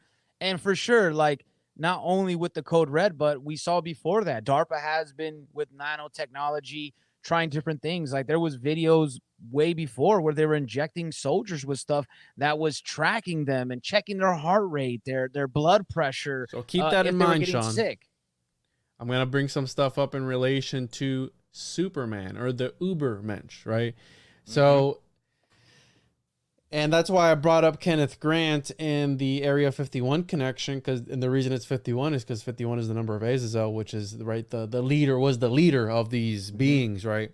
And Superman. Now, I'm going to bring up a book here that I can't show. And Azazel was the one that actually taught weaponry to humankind back then too. So he was all about war. He was a war god.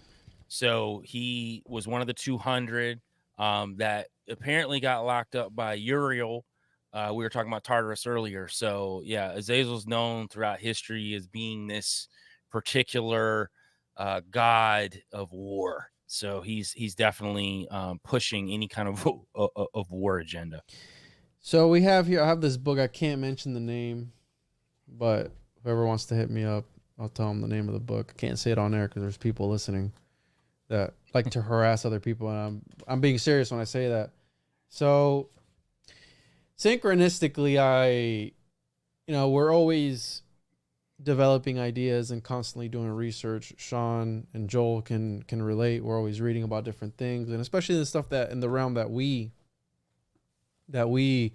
like to talk about. So Joel likes the Nephilim. I'm about the homunculus and alchemy, and then Sean likes to look up what Sean likes to look up. So the idea, right? So we talked about Kenneth Grant, and we have the 1947 Crowley connection. I came across this interesting concept. Now, I've always kidded around or joked around with, it's all about the anal birth of the homunculus. Okay. But Cheeks are not tight. Butt cheeks babies. not tight. But Joel, you were talking about the Antichrist. Okay. This thing, this entity that's going to be birthed into this reality from unnatural means. Okay, so let's say that the anal birth of the homunculus is metaphorical. Okay. But we have Crowley.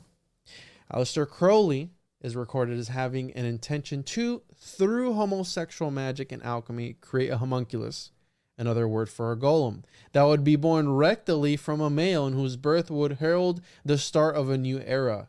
He called the anus the eye of Horus and the vagina the mouth of Isis. And this is quote from Crowley. Oh, how superior is the eye of Horus to the mouth of Isis. The child of such a love is a third person, a Holy Spirit, so to speak, partaking of both natures, yet boundless and impersonal, because it is a bodiless creation of a wholly divine nature. That's interesting. So in 1903, so Nietzsche was 19th century, this is 20th century. In 1903, George Bernard Shaw translated Übermensch, which is the Superman, and the Superman to Nietzsche, which was hijacked. I think Nietzsche's very misunderstood, but the Übermensch is supposed to be this man, right? And I'm gonna read it here. This man that is a shift. He's supposed to overcome, right, good and evil, right, because of nihilism, right? He's supposed to be this overman, this super being almost, right? And then the took that and they ran with it, right? Like they took it and they understood it a whole other way. But in 1903, George Bernard Shaw translated German Übermensch to highly evolved human being that transcends good and evil, from thus spake Zarathustra from Nietzsche. The German word was first used in German by Hermann Raab in the 1520s and was also used by Herder and Goethe. It was Englished as Overman and Beyond Man before Shaw got into the modern version in his play titled Man and Superman. And we're talking about super soldiers. Well, Captain America is also around that. It came after Superman, and they wanted to compete with Superman. And Captain America, who's the main villain in that? Right? So this idea of the super soldier program, they're already embedding it into this pantheon that is DC, Marvel, all these different comics which are super occult and have super occult origins, right? There's even a Crowley in one of the latest cartoons. I forget which DC, Marvel, whatever it is. There was an actual Aleister Crowley in those, and they had a character in there. So yeah, that's in all the Constantine stuff. So when you're talking about that, a cult side of DC, Crowley shows up a lot in there, man. When you're talking about Zatanna and her father, and what's really crazy, all of it's tied into like Anubis and all of these Egyptian gods and all of their powers. I mean, you think about even just Marvel, like Thor and Odin and all, it's all tying into Nephilim and superhumans with superpowers that I think that in old times existed right in front of your face, whereas now I think they're going to exist, but it's going to be in a more of a hidden role until there's a time where they need to release them. But you're right, this Übermensch, which I've done some reading about too, it does tie into that. It's the same thing. It's the same concept of this human hybrid of what, right? That's the question you always have to ask. What are they hybriding with to create the superpower that these humans now have? And that's where I go to the Nephilim, because of them having those abilities that were superhuman. So I do agree with you, though. You're going the right place, especially when you're talking about Marvel and DC, man. I think that's part of that soft disclosure to open our minds. Sigil magic. Yes, and be Grant Morrison, Alan Moore, all those guys were Thelemites. I mean, they're into magic hardcore. And so this part here is wrong, but Crowley actually did write the Gospel according to Saint Bernard Shaw, Liber 888, I believe it is. And it says here, he was the first to coin the English word Superman in English, which I don't know if maybe in English, but for a fact it was Shaw that did in 1903, which predates Crowley by a little bit, because in 1916 he wrote Moonchild. But this came from Aleister Crowley's novel Moonchild, which is about creating a child with divine parentage through sexual magic. Regarding this process, he had said, the idea has been almost universal in one form or another. The wish has always been for a Messiah or Superman, and the method some attempt to produce man by artificial or at least abnormal means. So then he goes on to say, note that the word Superman contains all the letters of the word sperm in it. So again, almost like a nod and something we don't ever think about, that, but that is there in the subconscious, that they have the word Superman and sperm in one. And we've grown up with this since the very beginning. Yep. Okay. So we have in the Moonchild, I may conclude this little sketch by saying that the idea has almost been universal in one form or another, that the wish, I just read that, but let me see here. The produce artificial Greek and Roman legend is full of stories, and this is from the Moonchild, in which this mystery is thinly veiled. They seem mostly to derive from Asia Minor and Syria. Here, ex-Germanic principles have been pushed to an amusing extreme. I need not remind you of the Persian formula for producing a magician, or of the Egyptian routine in matter of the pharaoh, or the Mohammedan device for inaugurating the millennium. So again, he's talking about that. And then let me look up here real quick where he says the homunculus too. He talks about the homunculus in this book, the Moonchild, which, you know, I hate to say this, but it's actually a decent book. Like it's a decent book. So I'm not going to read this part. I've already talked about it in another podcast, but to link Baphomet into it, in The Secrets of the Ordo Templi Orientis, article on parareligion.ch, we read, the name Baphomet is used to signify the lion serpent or semen. This is the blood of the phallus in which his life force is concentrated. The phallus is the wonder tree in Crowley's Gnostic Catholic Mass, and the semen is the sap that continues its existence from generation unto generation. Baphomet as the semen is also the Holy Ghost, the continuity between Father and the Son, and the one part of matter of the sacrament.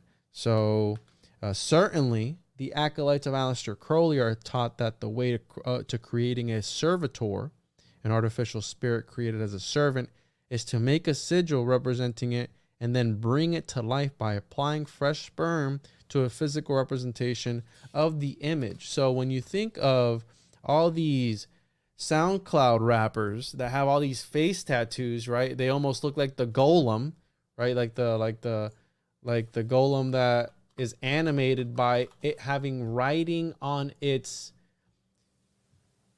Let me see here, golem. Shit. What were you saying about lions? You were just mentioning something about that with Crowley there a second ago.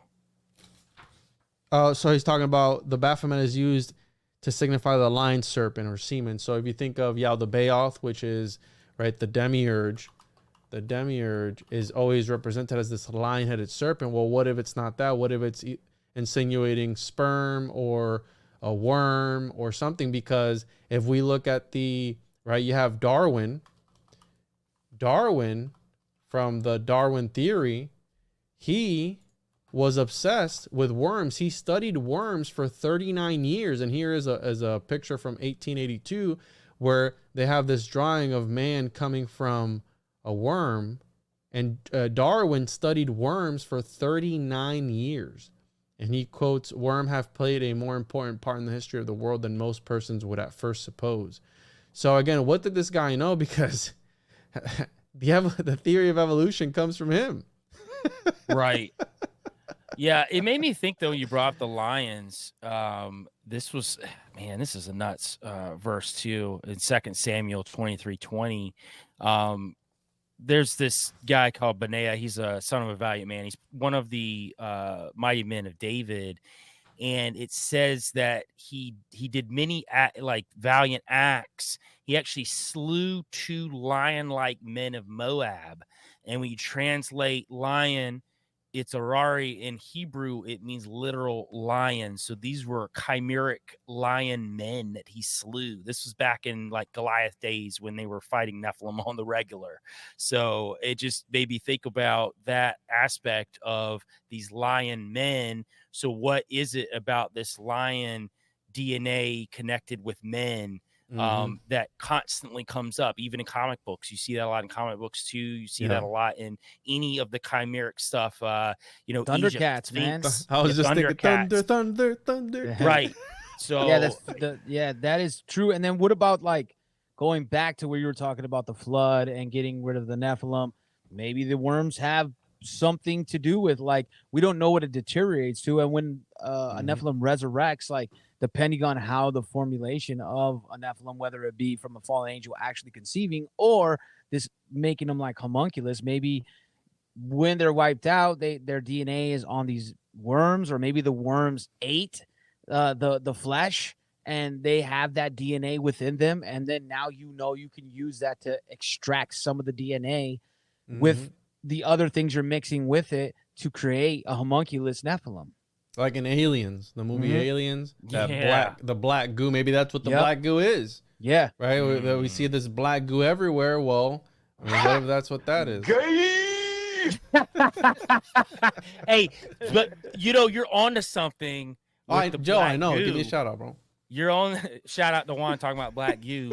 You're onto something, because think about how many movies, comic books that black goo has something. Think about Venom. He's a black goo symbiote that does what? Enhances a normal human being to give him superpowers. So the symbiotes come from a planet. They're aliens. They're all over the universe, and they come and they connect with whatever sentient beings they do. What do they need? Like you say, them. They need a meat suit, right? They need those like cheeks, you always is say, what like they they need a vessel. You know, Symbiote sees Sean, he knows, like, hey, we ain't going in the front door. that's why I just eat Taco Bell every night, man. They don't mess with me. Yo, so all right, so we got Superman. We have the super soldiers. We have all that. We have Captain America. We have an interesting one that we can connect to this is the men who stare at goats, right? The government trying to make these soldiers have extracurricular powers, et cetera, but they made a movie about it. It's funny because the men who stare at goats, right? But behind that, there's an actual underlying story. You have the world. To give you a little, Clooney is a spook, man. Like, people got to know that. Like, you see him around all the time. Like, he'll be talking about certain wars. I think he even came out and talk about this whole Ukraine war. So he's an interesting person too to play this role, because you know that he had firsthand knowledge for a lot of this stuff. That's why I think it was interesting. And he wasn't in Saving Private Ryan, right? Was he? No, right? No, I don't believe it doesn't so. matter. Anyways, you have the World Economic Forum talking about bio-hybrid robotics built from living tissues. And there's this whole 5-minute video where they're talking about fusing, again, this transhumanistic agenda. You have Elon and Neuralink. But I want to take it a step further and talk about a little bit about the movie Avatar. He is in Saving Private Ryan. He is? Yeah, I'm looking it up right now. I just looked it up. See, I could have swore I saw him in that movie because that movie's iconic. He's like he's a cameo, but yeah. He's interesting. Yeah. So the idea of the movie Avatar being, again, these sort of vessels, and shout out to the guys from the Greyhorn Pagans podcast. They put me on this thing. So Avatar, right, we have the actor, which is Sam Worthington. It's weird because he did Avatar in 2009, and then in 2018, he did this other movie called The Titan. And that movie was about him being put in this government program to become this human hybrid to be able to live on, I think, the moon of Titan. And they were trying to be created into what they called the name of the Homo Titanians, I think is what it was. So she finds reports of autopsies of numerous deceased test subjects discovering that they were having their DNA infused with animal DNA in an attempt to create the next human species. Sounds familiar. But the avatars are blue. And there is the blue skin demons, monsters and gods of the Etruscans, and it's a tomb in the necropolis of Montrozzi near Tacchina, Italy, and it's a depiction of these blue entities that are almost, let me pull it up here, that are almost Avatar-like, or maybe Nephilim-like. Who knows, right?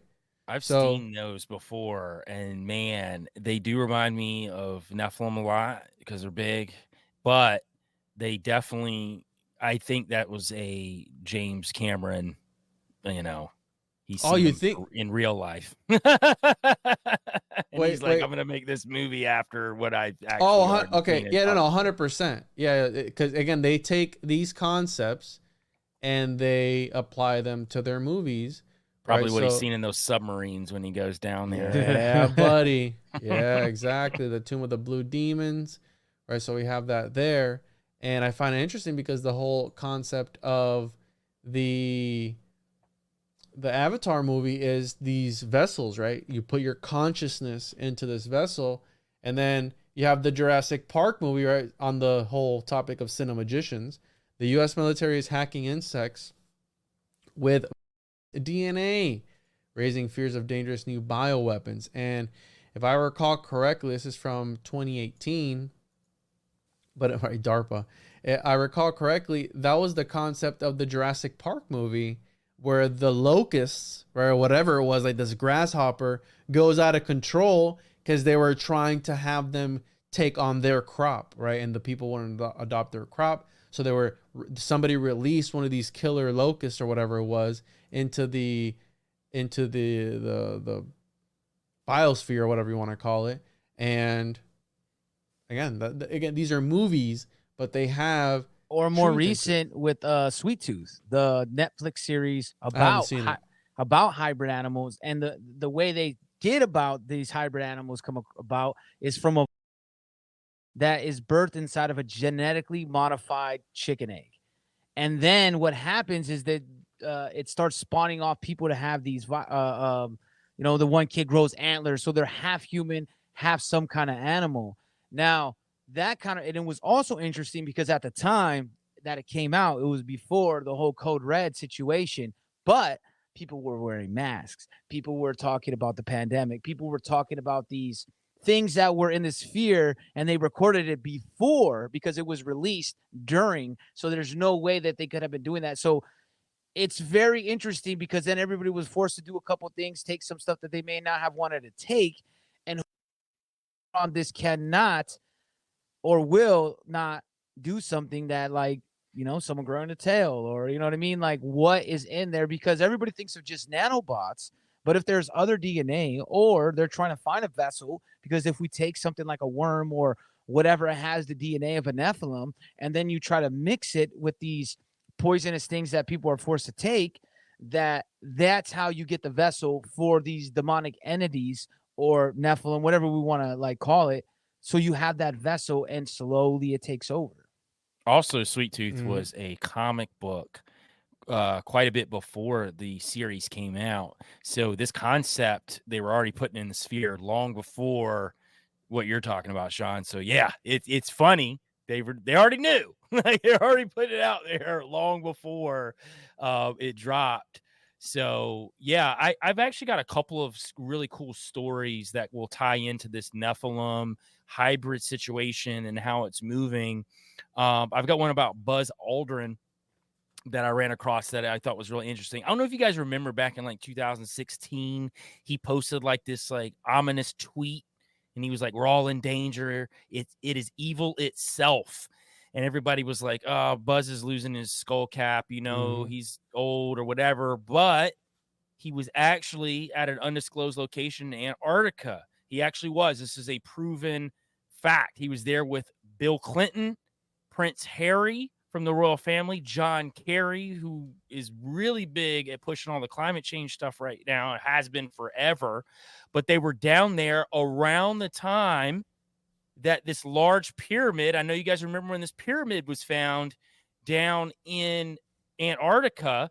They found this pyramid, and here's what I've been reading from some guys that are talking about that incident, that when Buzz tweeted that out, and I'm sure it was manufactured, but the reason why it was put out in the sphere, again, it's all part of tricking the mind, it's all part of getting you ready, is because when they're down there, these pyramids, they found Nephilim, whether they were Nephilim bodies or they were Nephilim for real, they found them, and this is part of them getting this DNA to connect with humans and create hybrids. So part of them going down there is to either meet with these entities to get this part of the agenda. I think this is a huge part of the agenda, guys. I think that to get us to the time of Noah again, to get us there, they have to corrupt the Yeshuan bloodline. They have to corrupt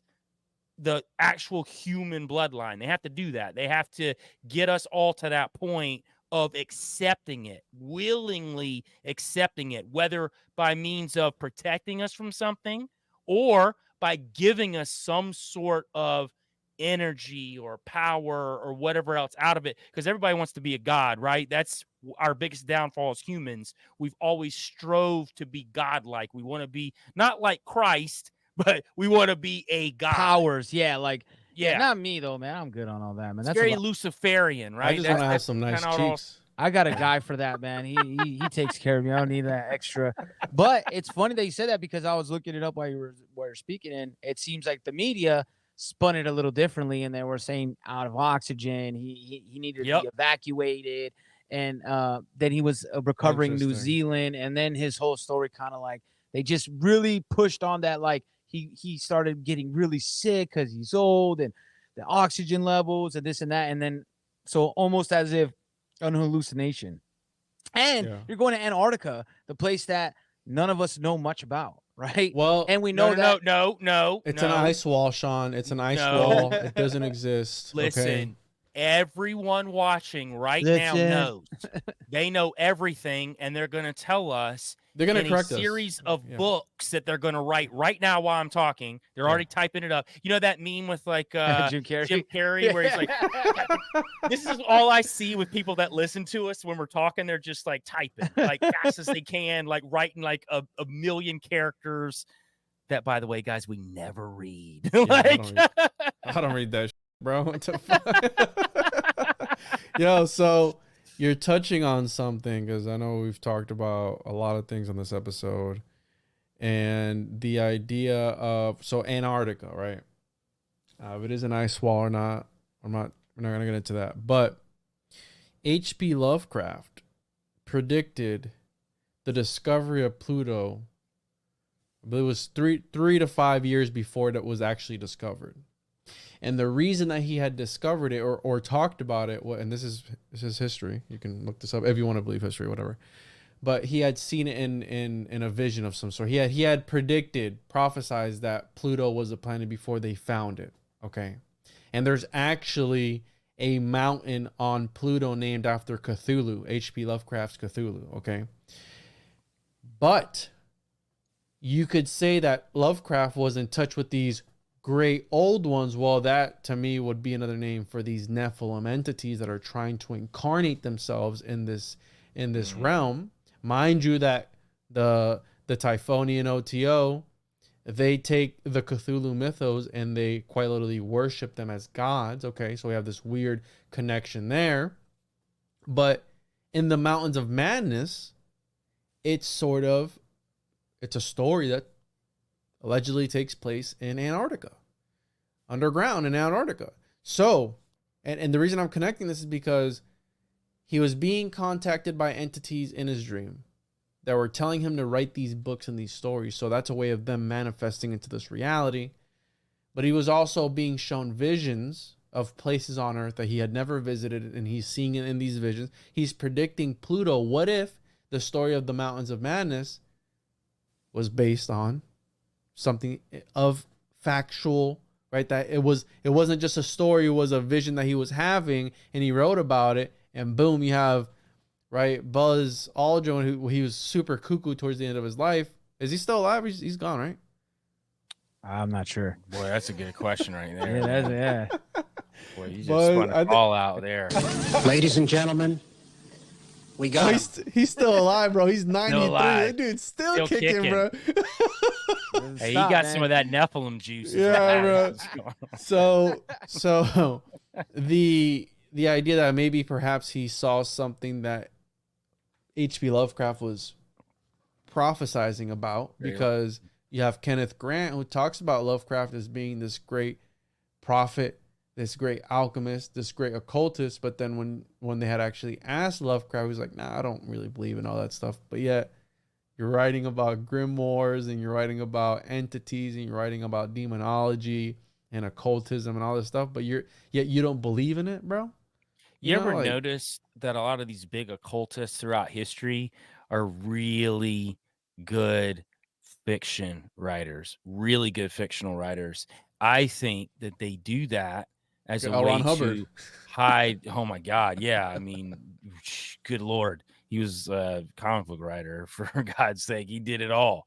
All these guys did, right? And but that was why they did it, because it's easy to hide the truth behind fiction, because you can always have plausible deniability when you do that.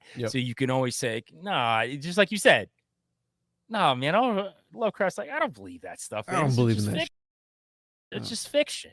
And that's kind of what they do. Even now, I mean, think about what all the fiction that they give us in the media constantly. When I say media, I'm not talking about the news. I'm talking about media as in things you watch on Netflix or things you read. We see it all the time. It's definitely layers of truth that's constantly. And those realities are even more real than our reality. Because people, bro, Harry Potter is more real than Joel. Harry Potter is more real than Sean. Harry Potter is its own mythology, mythos, religion. Like, there's Jediist, bro. There's Jediism, where people who there's a whole religion under Jedi. I've seen it. It's crazy. Well, there was even a movie, I don't remember what it was called, but before 9/11, there was a movie. I'm sure the comments.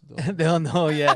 It crashed into a building, like literally like a couple years before the whole incident went down. So I think it's like preparing, or what we always say, like asking permission somewhat, right? Like, hey, we're saying this is going to happen. It's not my fault you didn't pay attention. Mm-hmm. I got one last story for you guys I've been saving. This is a really good one that I ran across. Steve Quayle, who has a lot of people that he's connected to that are in some of these three-letter agencies. And Sean and I have actually had a long conversation about this on our show, about how that we think that not only how three letters will infiltrate people, we think that there's people on this side of good, side of helping, that also infiltrate these other agencies to find out what they're doing as well. I think people forget about that. I think people forget that people are also very intelligent on this antithesis of this globalization, this new world order. There is another side to it. They're just as secretive, though. They're just as quiet and moving, because they know they have to be able to combat this thing. And one of the stories that came out from multiple sources, this is wild right here. It's happening in Dulce, New Mexico.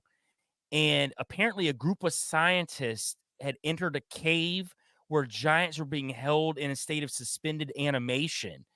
And they had been this way for decades. So the military, shadow government, all of them were trying to glean the understanding of this technology. So there was a red line that was painted on the cave floor. So they said, past this point, you don't need to go past it. They wouldn't even tell the scientists why. So the scientists are doing all this work from behind this like red line. So again, this is back to, what are they trying to glean from these giants or these Nephilim? Like, what are they trying to connect to us as human beings? But so they said apparently cerebral activity. We were talking about how they've got different powers, like this, like telepathy and telekinesis and some of these other things. They said the creature's brains could cause a human who was standing too close to them to come apart at the seams. So check this out. One of the scientists, as scientists do, are like, well, I'm going to go past the line, man. I don't know what's going to happen, but let's figure it out. One of the giants came out of stasis and killed like 13 scientists all at once. and the reports after it are just like black, just went dead. So this is just one story. However true or not, I think it's very interesting because there was multiple sources that came out with it within the government that had seen this or knew people that were part of it, that there are around the world these type of testings going on. There's stuff going on with Nephilim behind the scenes, whether it's in Antarctica, whether it's, you know, in Dulce, New Mexico, wherever it's happening. And I thought that story was interesting enough as I was digging around about Nephilim and human DNA splicing, that this is kind of what they're doing, right? But they still don't know exactly what they're doing with it. At least some of them don't. They don't have a clue yet. So I've been knowing about that, bro, like years ago. So Shout out. yeah, so no, I definitely think that there's something up with all the stuff that they've been putting out that they're making people take. I know there is a new thing that's come out where they're going to be implementing masks again, and they're talking about a new and all these different things. So I don't know if people are going to buy into it. I'm sure they're going to pull something, and I believe it's again to further along this pollution of the bloodline, even if I think that they're still hard at work and they're still super pissed off about what happened all those years ago, and they're continuing it now. And they found ways to easily manipulate us. Like, look how easily we're fighting Biden. Like, it's the same thing over and over. For a while it died down. It's just ramped back up. And the same thing on what you're talking about. People are in panic, and then other people are like, we're not going to do any, we're not going to do like, we're not going to take it. Yeah, they're like in this zone. And I think that's that constant, what they want us is fighting amongst each other, whether the working class in general of human beings is on a scale of not just governments, but bloodlines and fallen angels, to get us always constantly fighting with each other. That's why we have so much war, so much like disputes over small little things, because we will never harness our powers, I believe, because unless more of us are connected, because it leaves us lost. Because even though sometimes you can find like, spiritual awakening and feel like I could be more powerful, but it's like you're limited because that source of energy is another human being. And with that 100 monkey theory that I say a lot, but I really believe in it. And I think that the more people that not just believe in it, that actually this is their thought process, this is what is, then it does change the narrative. And I think they're trying to change the narrative back and to have people in fear. And when you're constantly in fear, that's when they can control all kinds of stuff. And they put this in the sphere. I've done a couple shows where they were talking about Disease X. The World Economic Forum has a podcast, and they actually specifically talk about Disease X. And there's not, it's nothing. It's a mysterious, like, what's next? You know what I mean? Instead of, they can't say specifically, but it's this constant fear that keeps people in control, no matter who is in control. And I think there's tiers to it. You got government, then you got bloodlines, and you got fallen angels. And it's all connected. It's all within that same sphere, but it depends on how you see it. Like, maybe you can only see the part of the government. That's fine with me, or the bloodlines, or the fauna. It doesn't matter if you have all of it, but at least if you know that there's other people that are trying to forcefully get us into these battles within each other.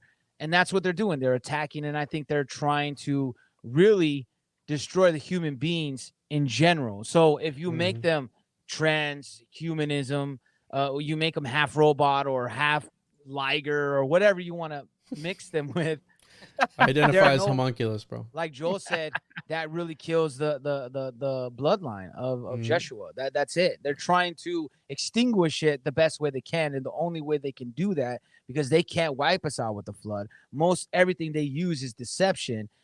They can't physically necessarily harm us without like some kind of vessel, like some kind of human vessel or like godly vessel that was created by God to try to hijack that.